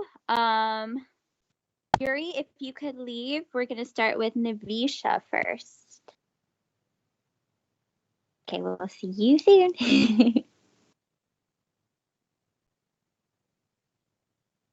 Okay, let me confirm that Navisha is actually here. Okay, perfect. I'm going to allow you to speak, Navisha, and I'm going to confirm that Yuri actually left, and he did. Perfect. Okay. Navisha, I'm going to start with the 3 questions from the committee, and then 3 questions from the floor after that. And remember, you have 2 minutes to answer each question. And if you're still going by 2 minutes, I will sadly have to interrupt you. Okay, so first question is, IVSA currently has a lot of sponsors and partners, which is very time consuming. How would you ensure that the long process of establishing a new MOU is followed through during your term? And how do you plan to ensure all IVSA's responsibilities from existing MOUs are acted out? I'm sorry, it was breaking up a little bit for me. Could you repeat the question? Yeah, I can repeat it. It's really long, so hold on. Sorry, it's a long question. Okay, so IVSA currently has a lot of sponsors and partners, which is very time consuming. How would you ensure that the long process of establishing new MOUs is followed through during your term? And how do you plan to ensure all IVSA's responsibilities from existing MOUs are acted out? All right, thank you. So to answer the first part of the question, yes, IVSA does have a lot of partners and sponsors. But when it comes to writing Memorandum of Understanding, I don't think it would be as time consuming if I communicate well with the partner or the sponsor, and basically we both communicate with each other what we want out of this partnership or sponsorship. What are we getting out of it? Basically, here to answer this question, communication is key, because once I get my message across and the other party gets their message across, it's not too difficult to come to an understanding. And once you have that understanding, it's kind of easier to put it on paper, so to put it into the MOU. And I'm sorry, could you repeat the second question? It was just too long. Oh, I totally. Daniel actually put it in the chat if you actually want to. Oh my God, thank you so much.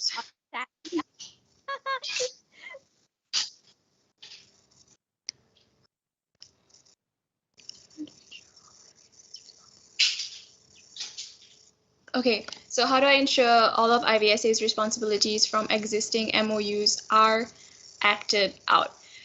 All right, so yeah, so again, we do have a lot of partners and sponsors, meaning we do have a lot of MOUs. So to ensure that everything in the MOUs are actually being executed, one of the very important things is time management. And I say this because if I am able to manage my time properly, then I am able to actually go through all of the MOUs, study them well, understand what they are for, who they are for, who are they going to benefit, where is it going to, And once I have a clearer picture of what's happening, it will definitely be easier to also execute all these MOUs. And I think it's also very important to point out that if I am elected ARO, I will have a secretary. And this will also really help because as secretary, I will be able to delegate my tasks or just any extra work that I think I may not be able to handle to the secretary. So delegating tasks, very important, time management, and I think overall just being able to work together in a team really goes a long way when it comes to making sure MOUs are acted out. Okay. Okay, sorry. Yeah, sorry, the first question was really long. Okay, so second question. How would you handle a conflict against IVSA MOs?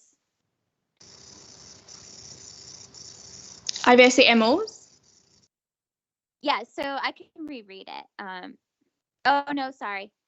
I'm reading the wrong section. Okay. Sorry, ignore that. That's my fault. This is going great, guys. This is fun.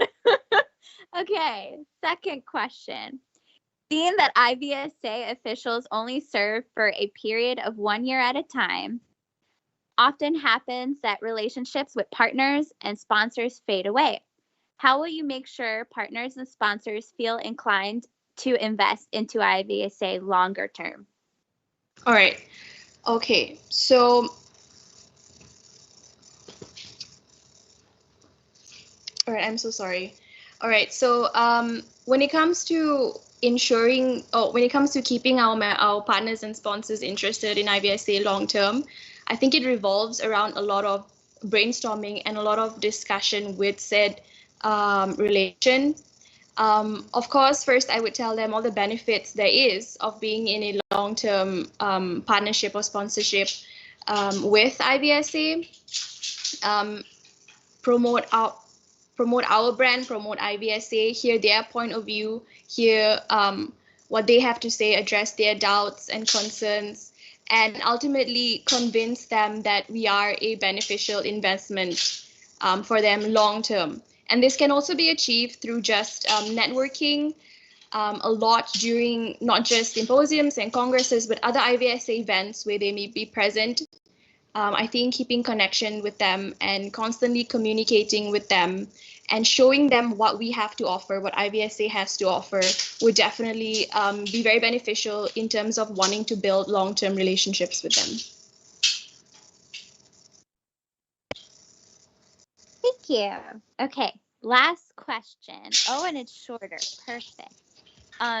You miss a deadline with a sponsor and they've lost faith in their relationship with IVSA. What do you plan to do to fix the relationship?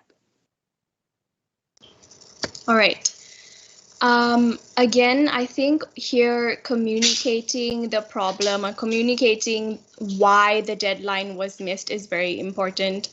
When it comes to being an external relations officer, you have to be on time when it comes to replying emails. You cannot afford to be late because there's a lot of back and forth and a lot of discussions that take place before you actually come to a concluded decision. So if ever there was a misunderstanding or a missed deadline, I would, of course, apologize to said party and explain to them why this happened and try to convince them that if they could give us a second chance, it could be extremely beneficial to not just IVSA, but to them as well.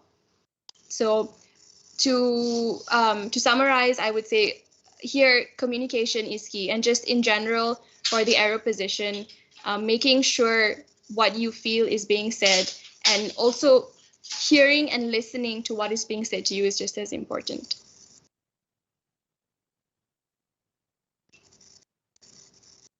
Okay, perfect. So that was it for questions from the committee.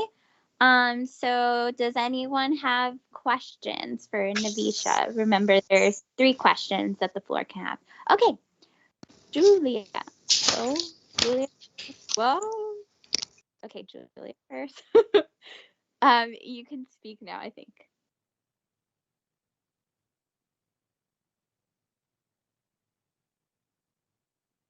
I hope. Julia, are you able to unmute yourself? If not, you can always put in the chat.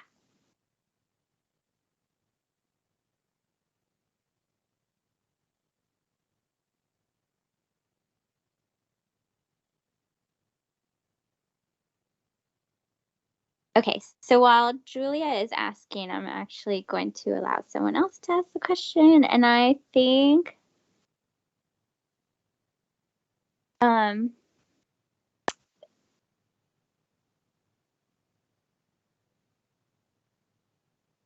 Anushka, I'll allow you to speak. Can you speak? Hi, am I audible? Yep, we can hear you.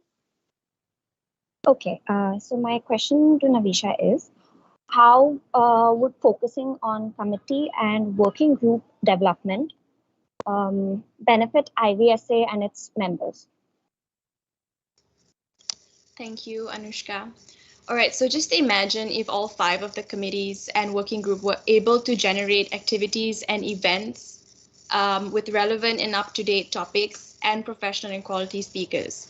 This means that throughout the term, IVSA members will have an abundance of opportunity to partake in these activities and actually benefit from them. And I also would like to reiterate what Soraya from WSAVA mentioned during the partner talks.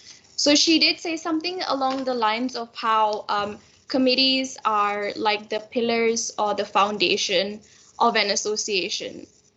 So this clearly shows just how important the committees and working group is to IVSA because they literally represent the themes surrounding veterinary medicine.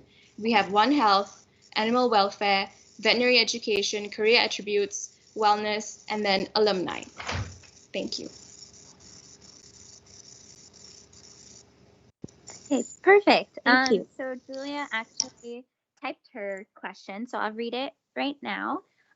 Besides focusing on committee and working group development, is there anything else you want to achieve? Thank you. Yes. Besides focusing on community development, I do want to help IVSA members and MOs financially. I know COVID has put a lot of financial strain on many people. It has for me, and I know financial aid is also something that has been an important topic in IVSA when it comes to like annual membership fees and travel expenses.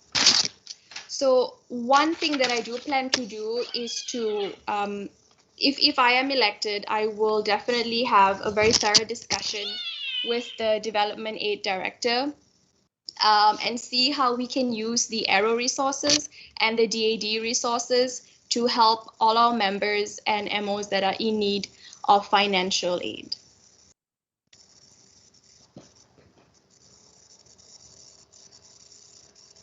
Perfect. Okay, and then Salsa, I think you should be able to speak now, hopefully. No? Okay, can you type it? Okay, sorry.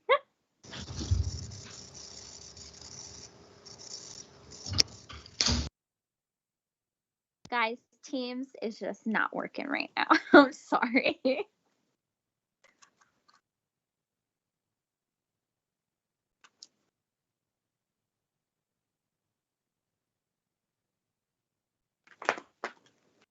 Okay, so it looks like Salsa is typing.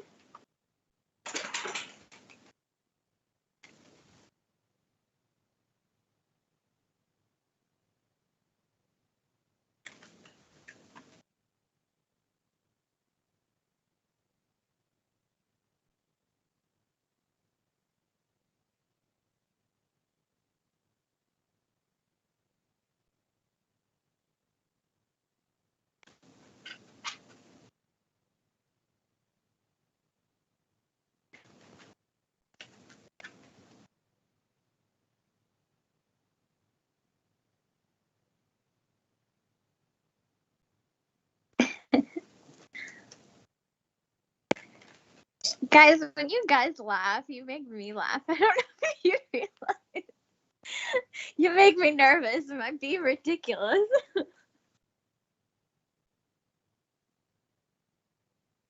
You're giving me phobia that I maybe should not be the one giving this presentation.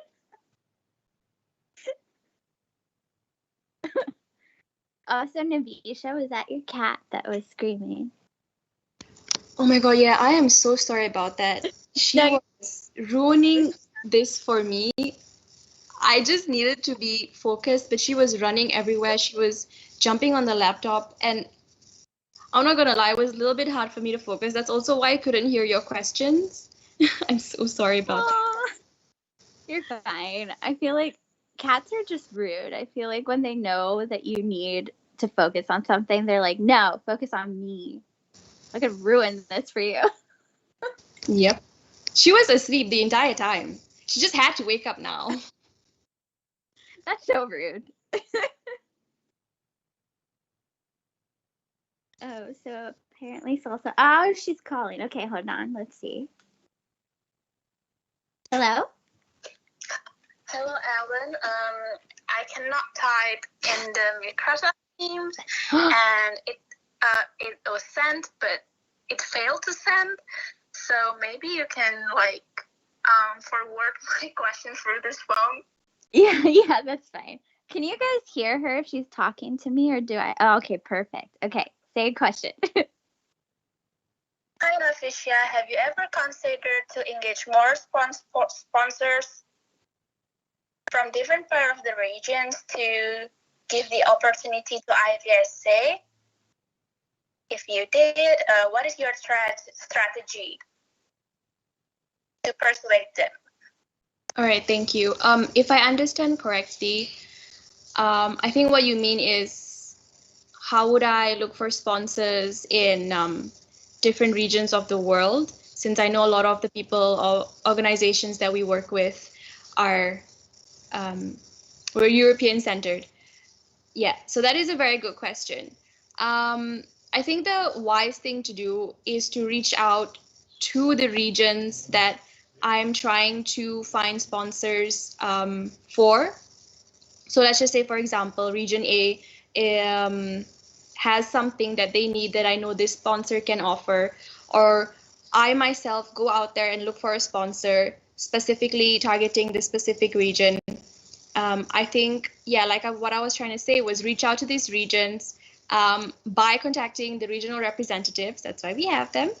And of course, setting up a meeting with the MOs of that region and just communicating with them, talking to them, asking them what exactly do they need, how can this sponsor benefit them, and how can they also benefit the sponsors. So yeah, just to summarize, if I'm trying to target a specific region, I would host a meeting with that region and make sure a lot of things are being communicated. And I also think it's important to have the potential sponsor invited to the meeting, just so that we can have a very proactive discussion. Thank you. Okay, perfect. Thank you, Navisha. If you could actually leave now, and then we will have our discussion. And then I will invite you later.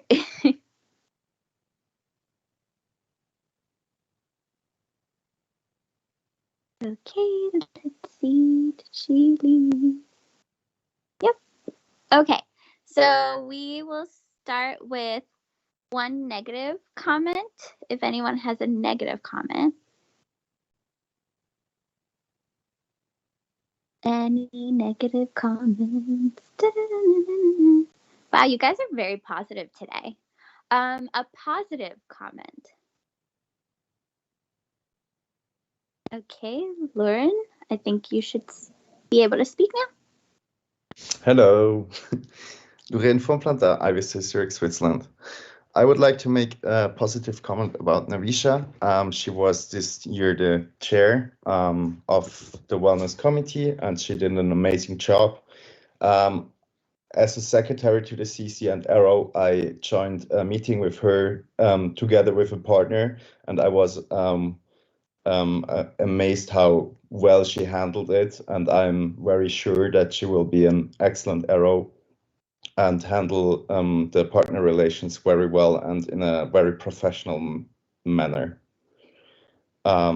Yes, and also she has a very good personality. She's a great team worker, and she is also very motivated to work in IVSA Global and also to be involved in discussions outside of the tasks assigned to her. Thank you very much. Thank you for keeping within the 1 minute. I appreciate that. Because it's always awkward when I have to mute people. Okay, so I am going to ask Yuri to come back.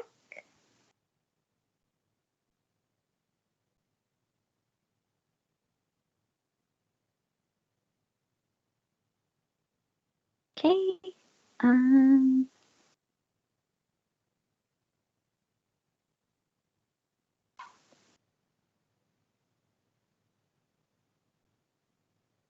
Let's see.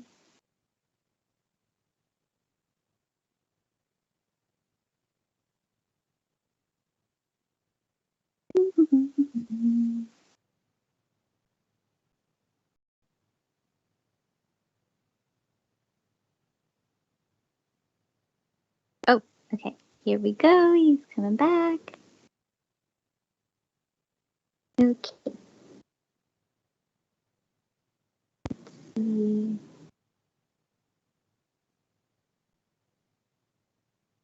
Okay. Yuri, you should be able to speak now. Can you confirm that? Yes, can you guys hear me? Yes, perfect. Okie dokie. Let's get started. So I will ask 3 questions from the committee. You will have 2 minutes to answer each question, and then we'll do 3 questions from the floor. Ready, Freddie? Yes. Okay. Let's begin. So the first one's really long, so bear with me. Okay. All right. So IVSA currently has a lot of sponsors and partners, which is very time consuming. How would you ensure the long process of establishing new MOUs is followed through during your term? And how do you plan to ensure all of IVSA's responsibilities from existing MOUs are acted out? Also, Yuri, this question is posted in the chat. So in case you need to see it, because it was very long. Yeah, it's a very long question. But okay, can I start answering? Yes. Okay. So yeah, it's a lot of time. It's a very time-consuming task, but in order to make things, more objective and faster, I think the two things are very important. So first of all is communication. So having a good communication with the potential partner, and also trying to understand the type of personality that he has or she has, if they are more objective, if they need to be convinced. Those kinds of things, they will facilitate the process of signing a MOU. And also is studying them before initiating the conversation. So study the organization or the association, trying to understand what can we offer to them that they might like, and also what they can offer to us. So this will make the process a lot more faster and objective, right? And for the existing MOU that we already had, the first thing is study, right? So you need to go there and study all the MOUs in order to see the deadlines that we have and plan yourself in advance. And also do like a weekly checkout to see, okay, I'm doing this, everything's fine. Oh no, I need to focus more on that. And yeah, that's pretty much it. Study and good communication with your partners in always, right? Perfect. Thank you. So the second question is, seeing that IVSA officials only serve for a period of 1 year at a time, often happens that relationships with partners and sponsors fade away. How will you make sure that sponsors and partners feel that they can invest in IVSA long term? Right, that's a very good question. Thank you.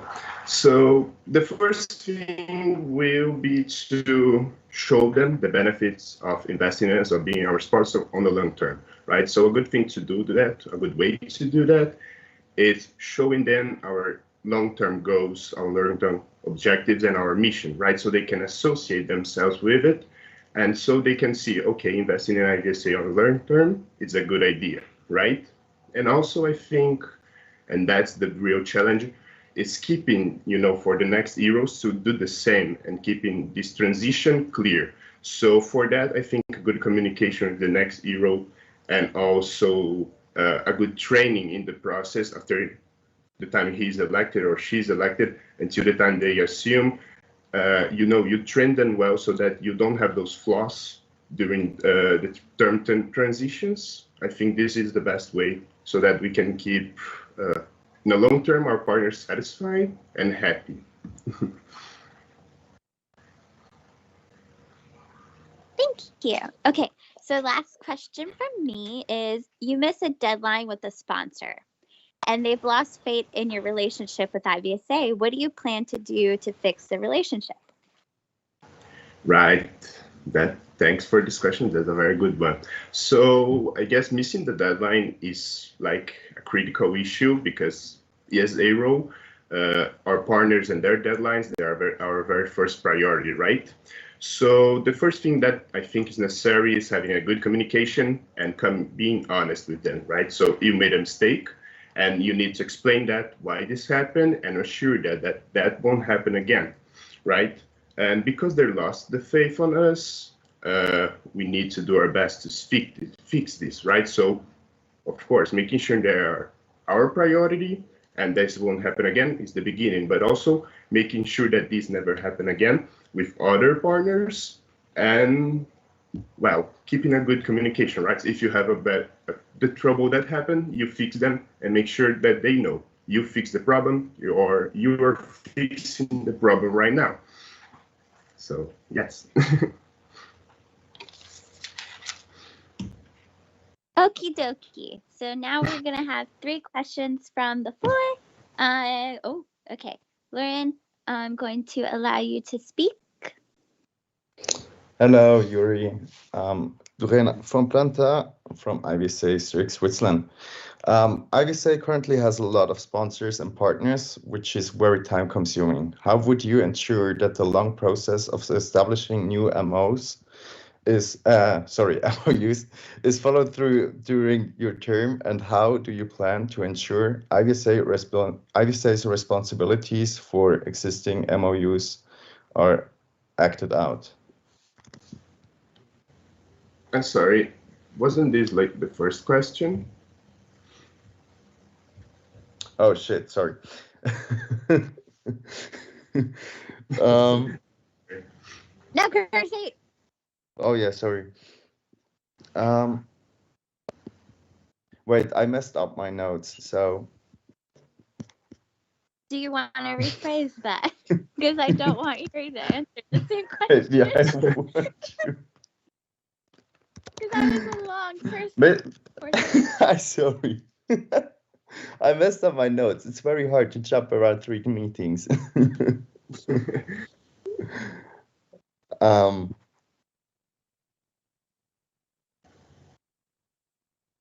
Lauren, can I come back to you? Yes, you. Yeah, thoughts. Okay. Okay, so gonna move on to the next one. Lisa. Oh, you already have the ability to speak. See, I was nice enough. I have a permanent ability to speak. What a luxury. So while Lurgan is scrambling through his notes, Yuri, I just want to ask, aside from running from MOD, you're currently also on the OC for upcoming Congress in Brazil. How do you intend to combine these two, time-wise? Yes, thanks for this question. So yeah, I'm currently in the OC for the Congress in Brazil, but I talk a lot with some officials and some EXCO member before I assume this position. That's why I pick like one of the positions that require less work, that is the events, but also have been around 1 month from now, a month, I'm leaving the OC position for personal issues, and so I won't be having this kind of problem with me. Trouble, extra work. This answered your question, Lisa? Yes, it does. Thank you. Okie dokie, thank you, Lisa. Anyone else have questions? Okay, Lauren, I'm expecting you to have gathered your thoughts. Yes. So my question is, at the moment we have a lot of partners within Europe, especially. How would you make sure to get partners from other regions? Yes, thanks for your question, Lauren. That's actually very, very good. So this is one of my goals, if elected, is to diversify our partners, to get more partners from other regions. And I guess the first thing that we need to do is use the regional teams, right? Because I'm in Brazil and the Americas. I know better from my region, but they know from theirs, right? So a way for us to diversify our partnerships is be in touch with the regional teams and ask them for suggestions, right? They live there, they know their organizations, their companies, who might be interested in sponsoring or being a partner for IVSA. So yeah, that would be like the first goal, starting a direct line with the regional reps or the regional team and asking them for, you know, good opportunities, good opinions on who to approach and how to approach. Does this answer your question, Lauren? Thank you very much. Perfect, thank you. And then we can allow one more question. Anyone have a question? Going once, going twice. All right, Yuri, I'm gonna ask that you please leave so we can have a discussion. Sure. Thanks, guys. Bye-bye. Bye.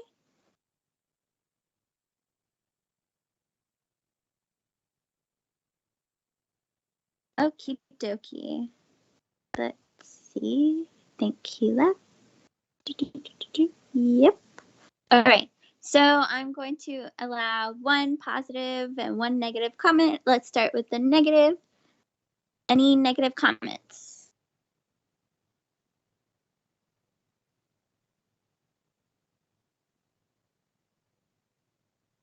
Okay.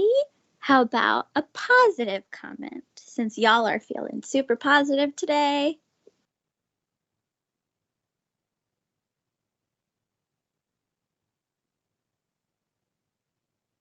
Ooh. Okay. Gabriel, you should be able to speak now, I think, hopefully.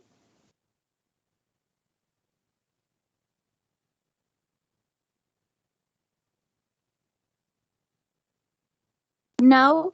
Oh, shoot. Okay, can you type it, please? Guys, Brandon was right. Team sucks.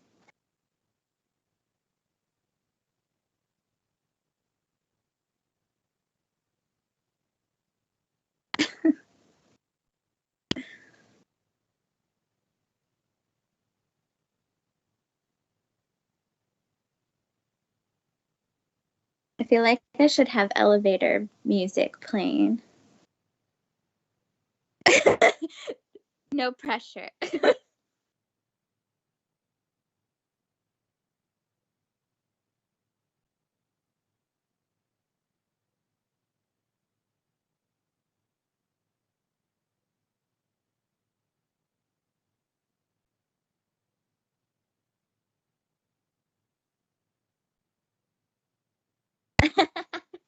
Definitely not an advocate for teams. I can tell you why you should never invest in it.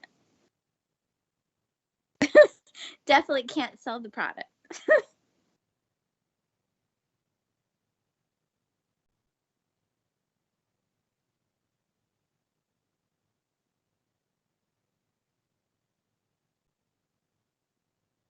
Yeah, seriously, we should get a Zoom discount or partnership.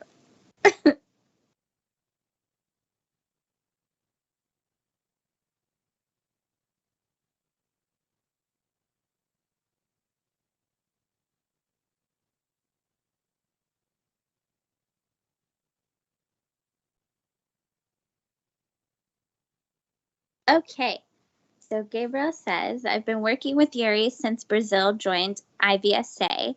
He is very passionate and he gives 100% of himself in everything he does. He was the main mind behind the first IVSA Symposium of the Americas region. After Javi left as regional rep, Yuri became the intern regional rep. He has been doing a great job in all the things he does. Thank you, Gabriel. All right. So let's see. No. Oh, Gabriel, now that I have you on here, can you please leave? And Nina, please leave. And then I will ask, we'll see you later. And then I will ask everyone else to come back. E.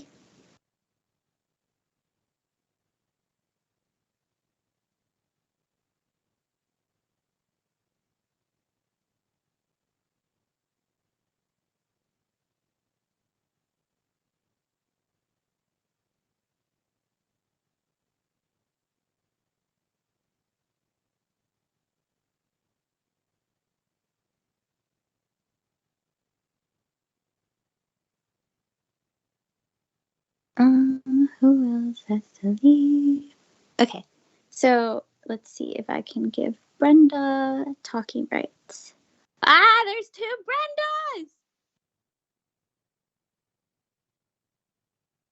Brendas! Brenda, the one that you want to talk on, can you raise your hand, please? Because there's 2 accounts with the Brenda. Thank you. Okay, now I gotta make sure. Gabriel, you gotta leave. Don't make me kick you out. I don't. Oh. Okay. Leave. Y'all are making me work. Okay. Okay, Brenda, can you test your mic, please?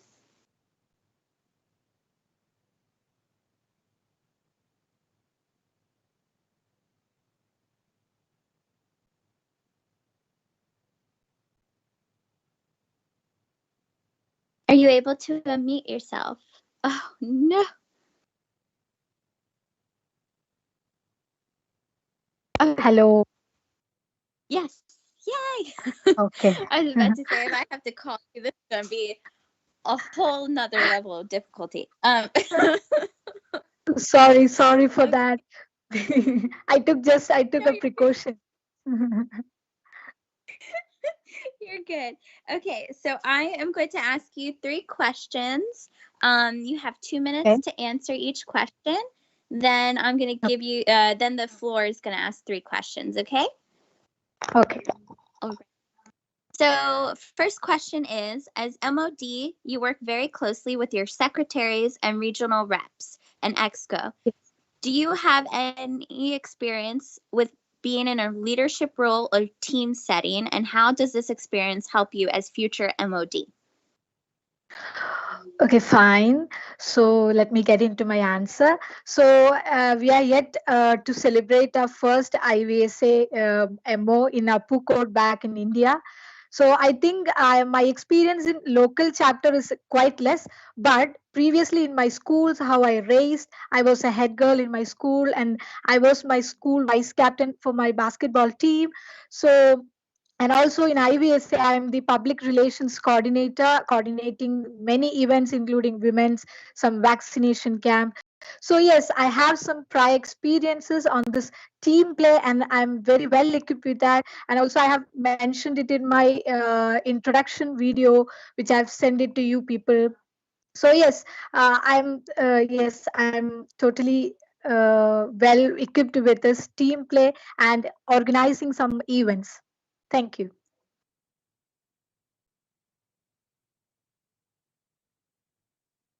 Okay, thank you. Second question. How would you handle a conflict amongst the IVSA MOs?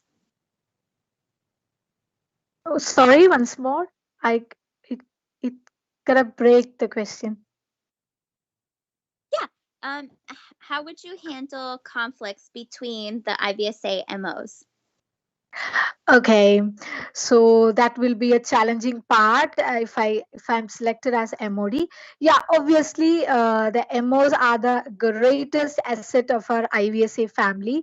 So being diplomatic and being a good listener for the both sides, conflicts between the both side, and taking a good decision for the best will be my choice. And also I have experience in this also. You know, sports is always a sportsman spirit, and I've also have come across these conflicts in my previous life. So yes, I'll handle this in a diplomatic way, but still I'll give some democratic priorities for the conflicts, and I'll be a good listener for them. So that's it. That's I will handle this conflicts.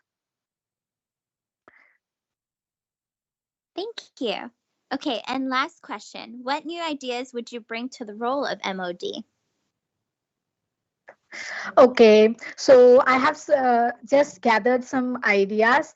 First of all, if I'm selected as MOD, I would probably go for some in a inactive or which is less active MOs. I would list it out, and I would make them, or I would give them so much opportunities to bring forth their what they are by using workshop projects, some open discussions with them, and I'll bring them up, and that will be my first priority. And second priority is I'm basically thinking of the monthly best MO team, so we can give them some chance and we can equip them with being best in IVSA. So most probably in in my term, if I select as, I will be selecting each month best MO team.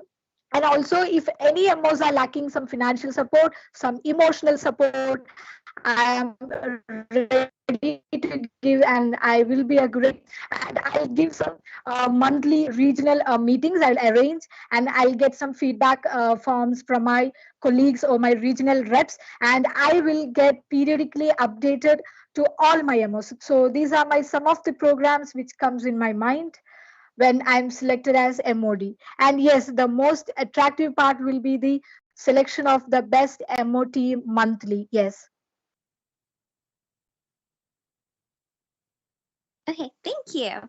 So now I will allow 3 questions from the floor, and you will still have the 2-minute max to answer each question. Okay. Anyone have any questions?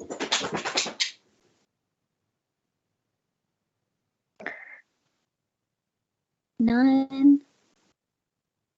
No questions? Oh, Lisa, thank you. Oh, you still have the right. Wow, I must really like you. Okay. You know, I always have questions.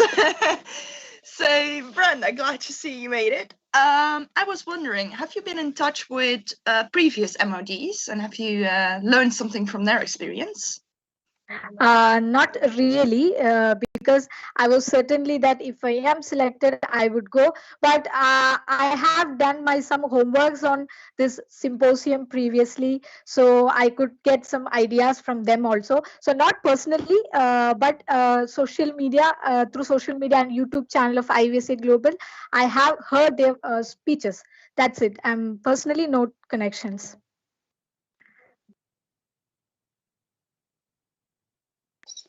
Thank you, Lisa. Does anyone else have a question?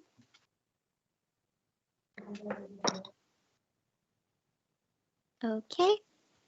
Seeing as we don't have any other questions, Brenda, I ask that you please leave so we can have a discussion. Thank you. Thank you. Thank you for this opportunity.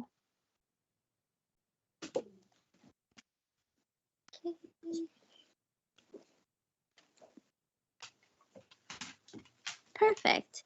Okay, so I will allow a negative comment now. You have 1 minute. Any negative comments? No,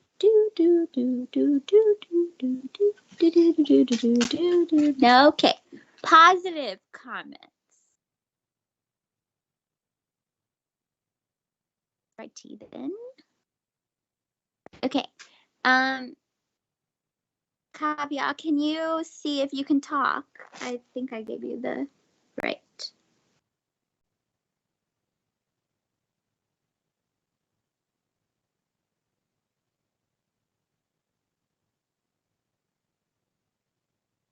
If you can't, then you could also put it in chat.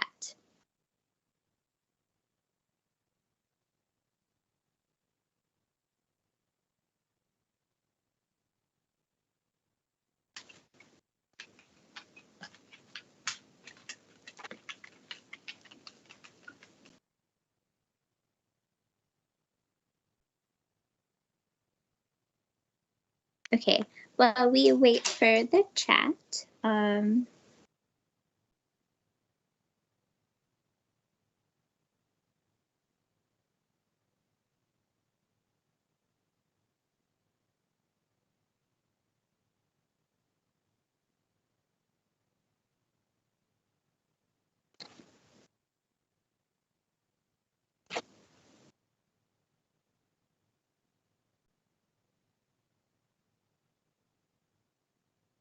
I wish Teams would have those little buttons that let you know people are typing. That would be nice.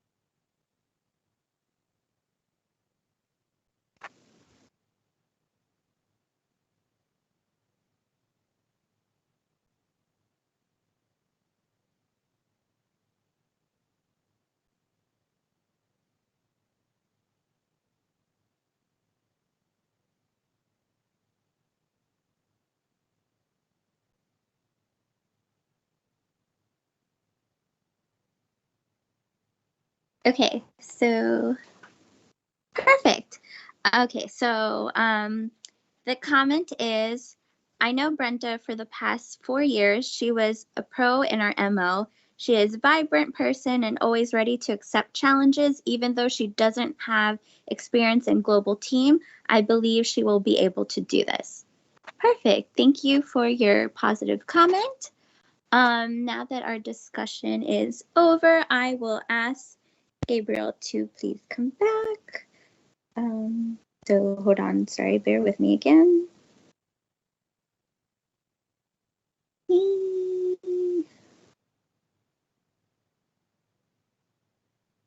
Why can't I message him?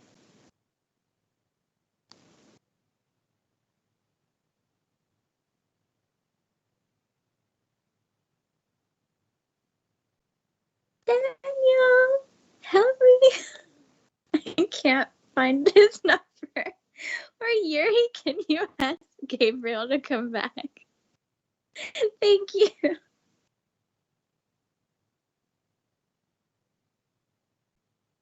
Okay, and just so you guys know, if we're unable to, if you're unable to unmute yourself for any reason and you have to use the chat, if you could please message Daniel, and he provided his number, and he will read out your comment or question. That way we can make this a little bit easier, hopefully. Thank you, and we will see if Gabriel comes back. Perfect. Let me give you speaking rights. Okay. Could you test your mic, please?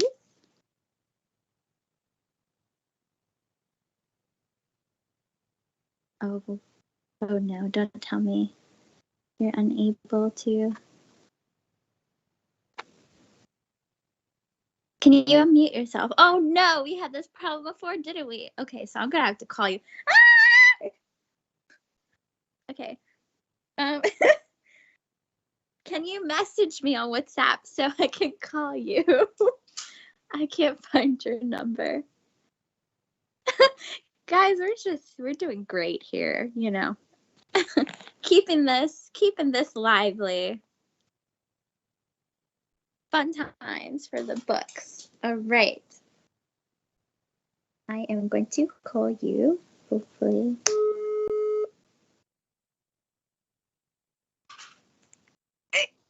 Hi. Okay. Yes, we can hear you. Okay, great. My battery is running a little bit low, so we'll see how it's gonna go. Yeah. Okay. We'll get right to it. Okay. So first three questions are going to come from me. The rest are going to come from the floor, and you have 2 minutes to answer. Okay. So first question is, as MOD, you work very closely with your secretariats, your regional reps, and EXCO. Do you have experience in a leadership role or team setting, and how does this experience help you in the future MOD role?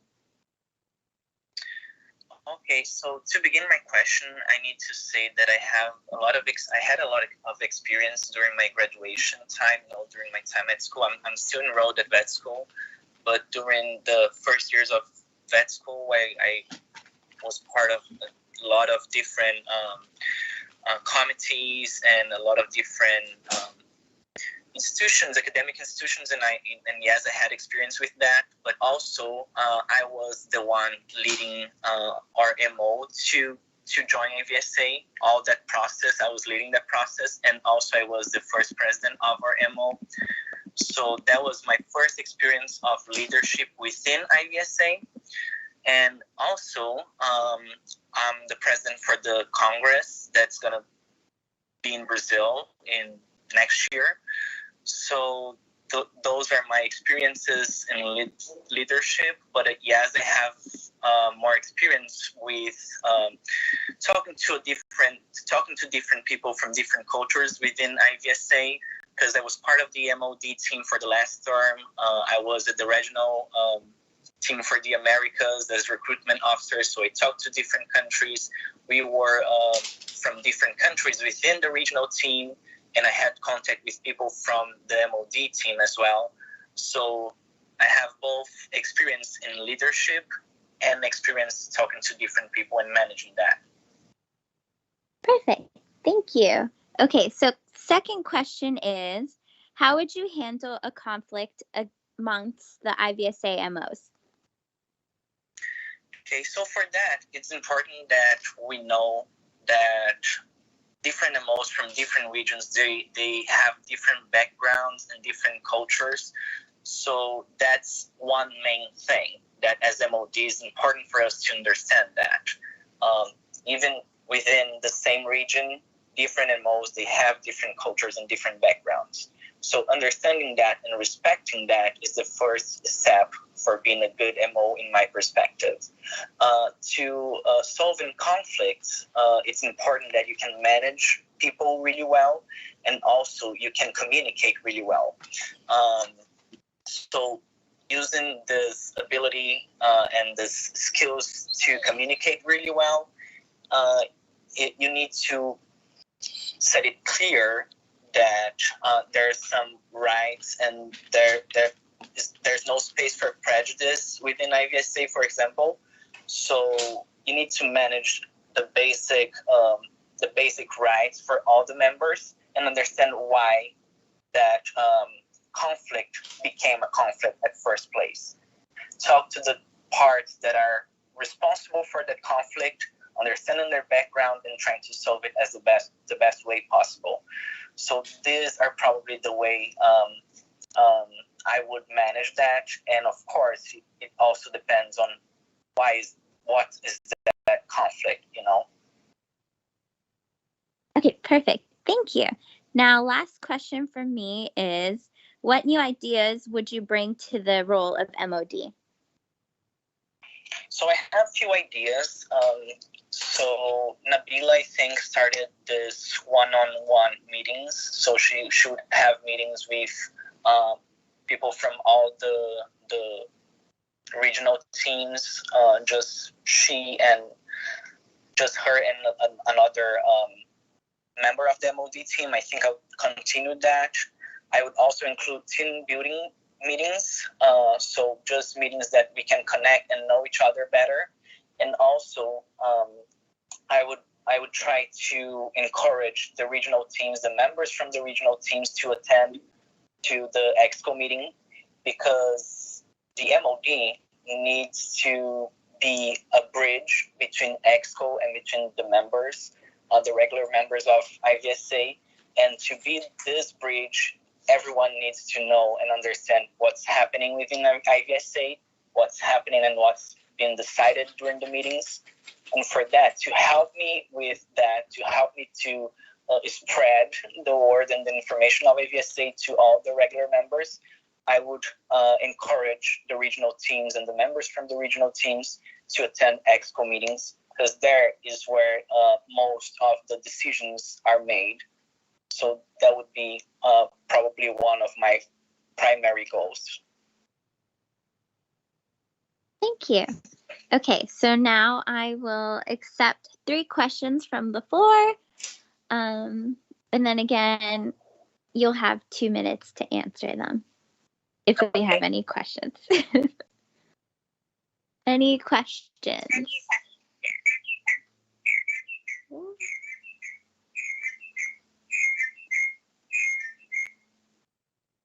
Lisa, you may speak now.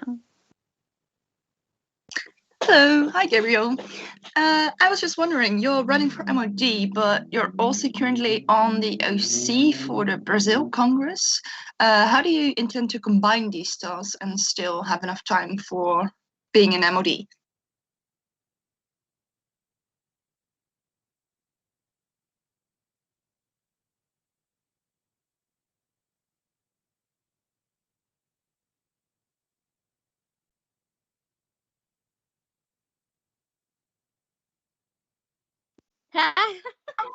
Sorry.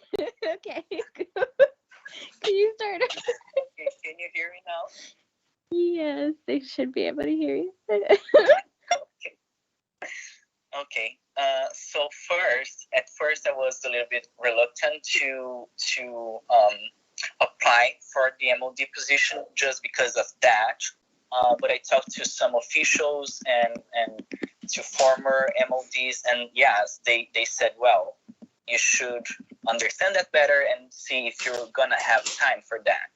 But the thing is, for me, I don't have classes anymore. I don't have exams because I'm done with all the classes at vet school, but I'm still enrolled at vet school. So what I'm gonna do is I'm postponing my graduation so I can spend most of my time during the next term, the next year, taking care only of IVSA business. So taking care of the Congress, because I want to manage and I want to make a great Congress for all the delegates. And also, if I'm elected as MOD, I want to be able to give my time to be a really good MOD and to manage really well all the MOs and all the members. So that is my primary plan. But for the OC, even though we are the only MO in Brazil, we have a great team. We have a team with more than 30 people. So it's gonna be, I think it's gonna be doable. Just because of that, I'm gonna be primary doing IVSA things for the next year. Okay, perfect. All right. Any more questions? No more questions. Okay. If you could please leave so we can have a discussion, and then I will text you when you can come back. Okay? Okay, absolutely. Thank you so much. And if anyone has any other questions, you can ask me. Yeah. Okay. Thank you. Bye. Bye-bye. Okie dokie. Let's see. Okay, and he left. Perfect. All right, so I will accept a negative comment now, if anyone has a negative comment.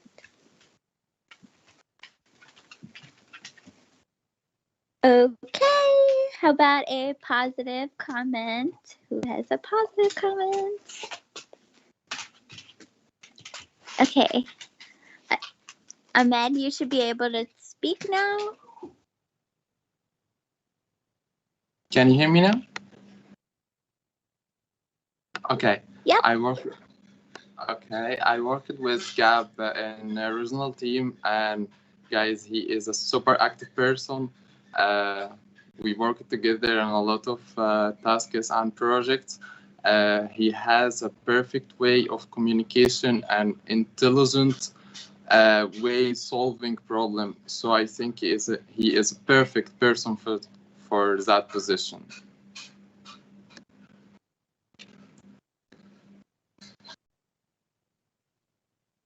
Okay, thank you. All right, so we are done with Gabriel. Now we can ask Nina to come back. All right, hold on, bear with me.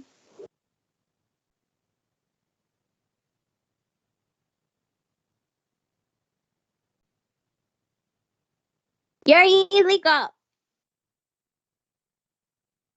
I told you not to do that.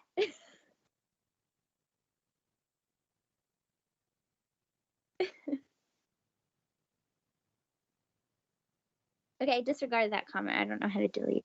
I don't think I can delete it.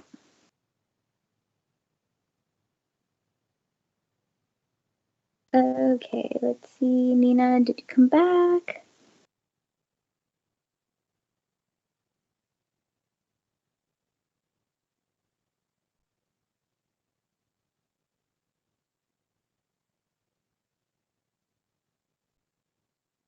Mm-hmm.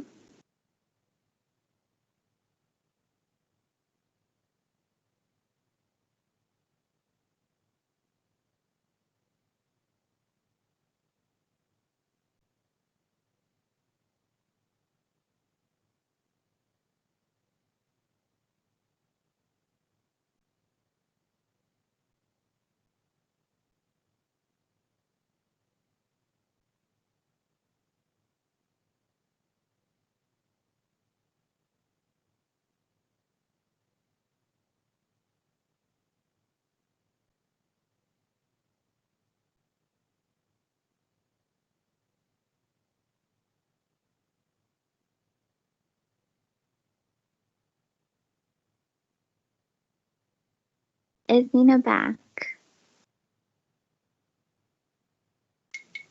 There's too many chats. I can't focus. Okay, let's see.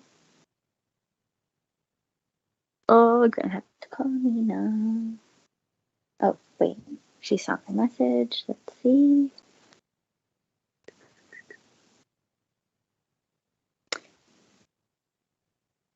Hopefully, next time we'll be able to do this live. That way, it would go smoother. All right, Nina, I think you have the ability to speak.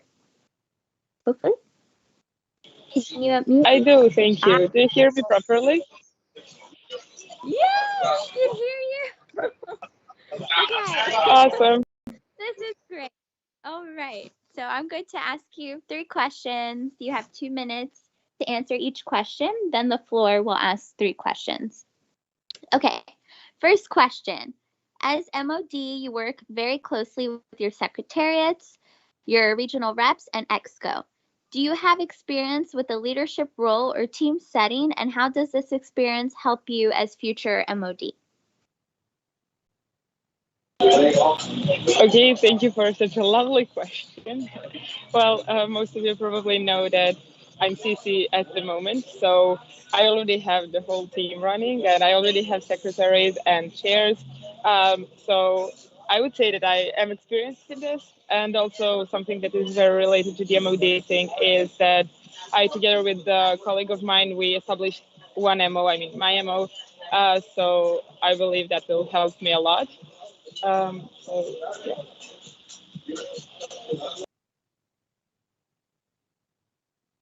Okay, second question.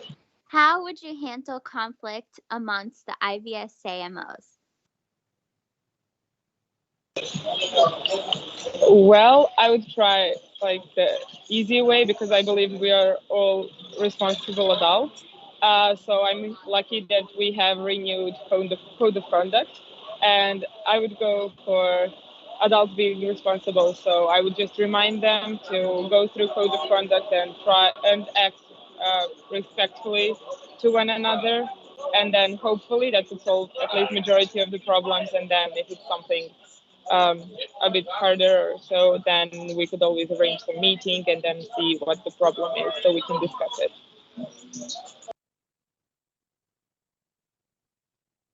Thank you. And now the last question. What new ideas would you bring to the role of MOD?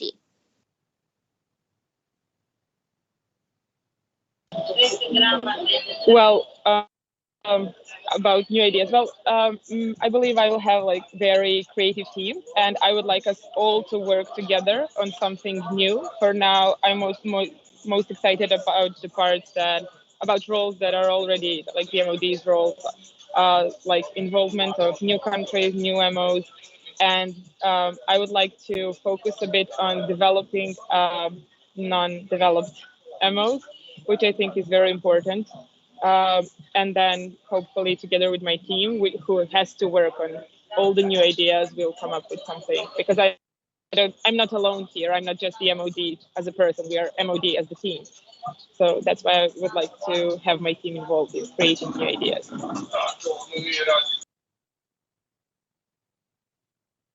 Okay, perfect. Now I will allow 3 questions from the floor. Does anyone have a question? Any questions?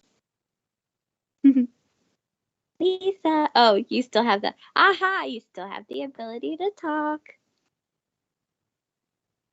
You know, I always have a question. Hi, Nina. So I was wondering, well, since the corona situation is keeping going a bit longer than we expected, what are some things that we started to do in IVSA, like online exchanges, you think MOD can continue maybe after the pandemic? I'm not sure I understood the question well. Did you ask, like, can we continue the online exchanges? No, so are there some specific ideas that have started during the corona pandemic, or some examples you've learned from other MOs that you think should be continued throughout MOD? For example, online exchanges. Yeah, like online exchanges. Yeah, they are like a new step in the IVSA in general. And I also think that not only exchanges one by one country, but they also made group exchanges where a few countries were involved, and I think that's very interesting, and that's not so often. It was happening while we had our live exchanges, but not so often. So I think that's also a new idea that happened during the pandemic. Right, perfect. Thank you. Oh, and the regional meetings, they turned out to be very useful, and especially in some regions where MOs were MOs were very actively involved in all those meetings. It showed up to be awesome, at least from what I've heard from the previous MOD team.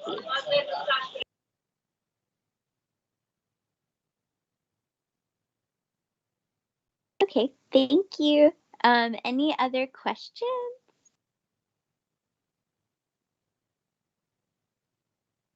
No? Okie dokie. Nina, my love, can you leave, please?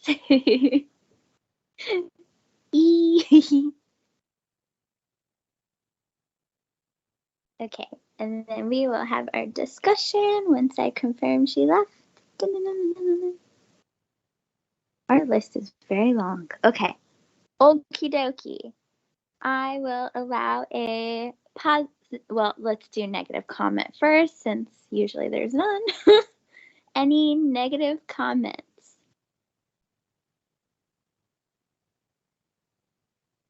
Okay. How about a positive comment? Any positive comments?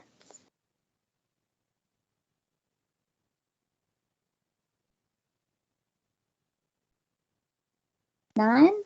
No positive comments? Going once? Going twice? Okie dokie.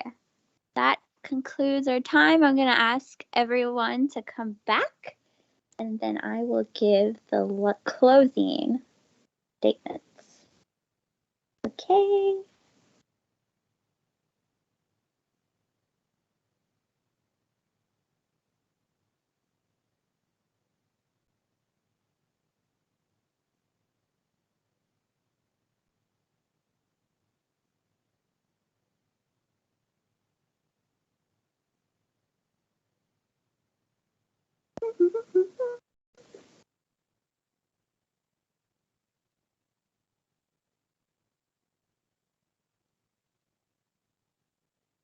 Oh, wait. Just kidding. Hold on. Sorry. Okay, so Yuri, actually, could you leave, please? Sorry. I'll text you and you can come back. Sorry.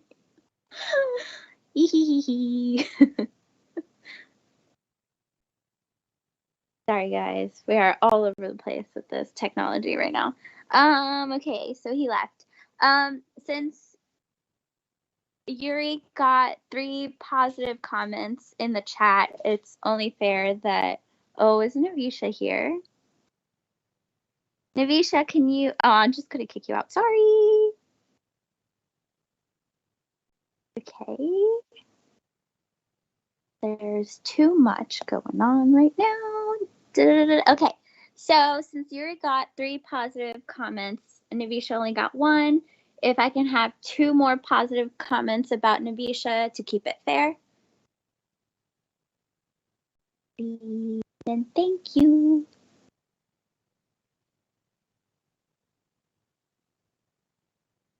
Okay, Lisa, you may speak. So positive comment for Navisha. Navisha has been involved in IVSA Global through the Standing Committee on Wellness, first as a committee member, then as a chair. And I think she has really shown a lot of growth over that time. And I think what's going to help her in a position as an arrow is what she did in her current term as a chair. She collaborated with a lot of international organizations that are currently doing projects on wellness. And I think that gave her a lot of good experience into talking to partners, not per se as sponsorships or monetary funds, but I think that is a skill that she already practiced and therefore can easily apply once she becomes an arrow. Thank you, Lisa. One more positive comment, please. Okay. Oh, I think we have this. Can you test your mic, Anishka? I think. Hi. Be able to speak. Yeah. Okay, great. So I had the opportunity of working under Navisha in SCAO. So I was the secretary. And I noticed that, first of all, she has a really nice personality that makes the other person feel really comfortable.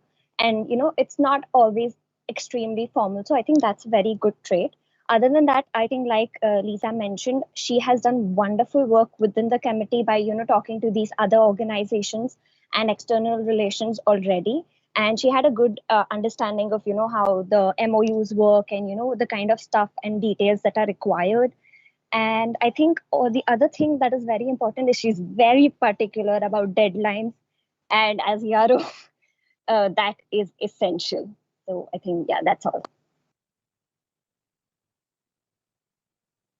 Thank you so much. Appreciate that. Okay, so let me ask everyone to come back.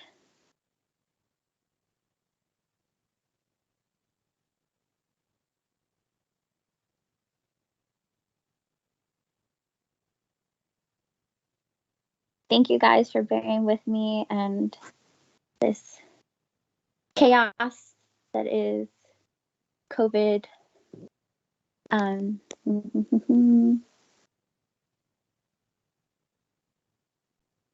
Okay, and then I was supposed to make another announcement. Okay, since Nina and Lauren, you're here, just so everyone knows, if they are not elected for their positions in EXCO, their nominations will automatically be converted for nominations for Europe Regional Rep. So just use their recordings now to kind of make your judgment for that as well. And Brenda, if Brenda isn't elected for her position that she's running for, her nomination will automatically be converted for a nomination for Asia Regional Rep. And for Yuri, if Yuri is not elected for the position he is running, his nomination will be turned to secretary nomination. And for those of you who might be wondering why this is a thing, our EXCO nominees are usually given a choice because of our bylaws. They can either have their nomination be considered for regional rep or secretariat if they are not elected for their EXCO position. And this is what they chose. So please make sure that at the end of this, before next Sunday, you guys look at the delegate drive and look at the elections documents, watch this recording as well as the other recordings you may have missed, and kind of make your judgment based on that. And I think we are done. Thank you guys. You all did so great. Proud of all of you. Public speaking is definitely not a fun thing, especially over the computer when technology just seems to hate us a lot for some reason. But proud of all of you. You did great. And I'm excited to see what happens from here on out. Daniel, do you have anything to add that I may have missed? I would like to thank Ellen Hernandez for providing us with a lot of laughs, along with Adnan from Morocco, also looking silly the whole time. So we remembered to have Ellen laugh, right? So yeah, that's about it. We figured everything out, and thank you for bearing with us through technical difficulties. It has to happen no matter how much we prepare. So it hasn't been too bad, and hopefully it'll be even less worse during the GA next weekend. But yeah, hope you've enjoyed the educational weekend. Have a good Sunday or good Monday morning, depending on where you are. Good night, good morning, good afternoon. Love you guys. Guys, stop. Slovenia still has to speak, right? Do they? No, they're just elected, right? Daniel?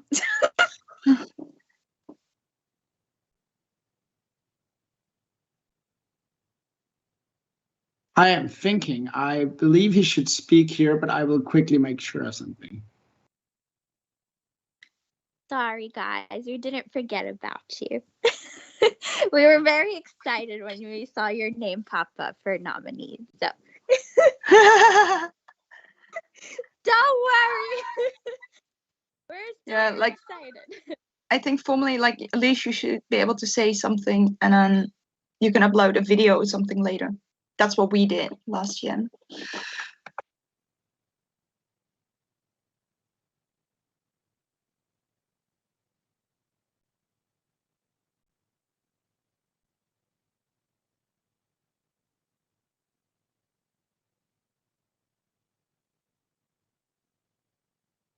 So the verdict is that we usually have the symposium or Congress speak despite running unopposed.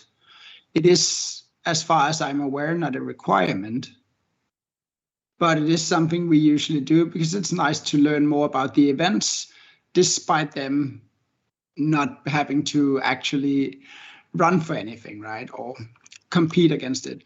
So, Metod Kolch from Slovenia. Do you have a presentation and do you want to provide it?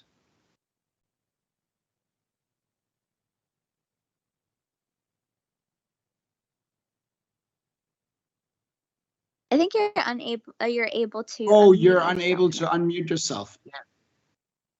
Yeah, you're able to. I would recommend you restart Teams and come back, because we would very much like to hear your presentation when you have made it. Oh, okay. You're texting.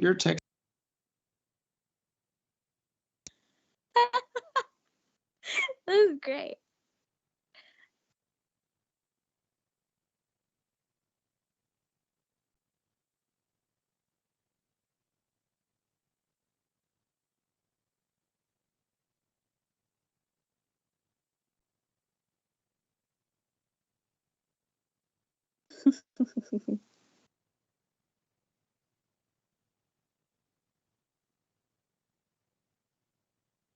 Oh, that's it.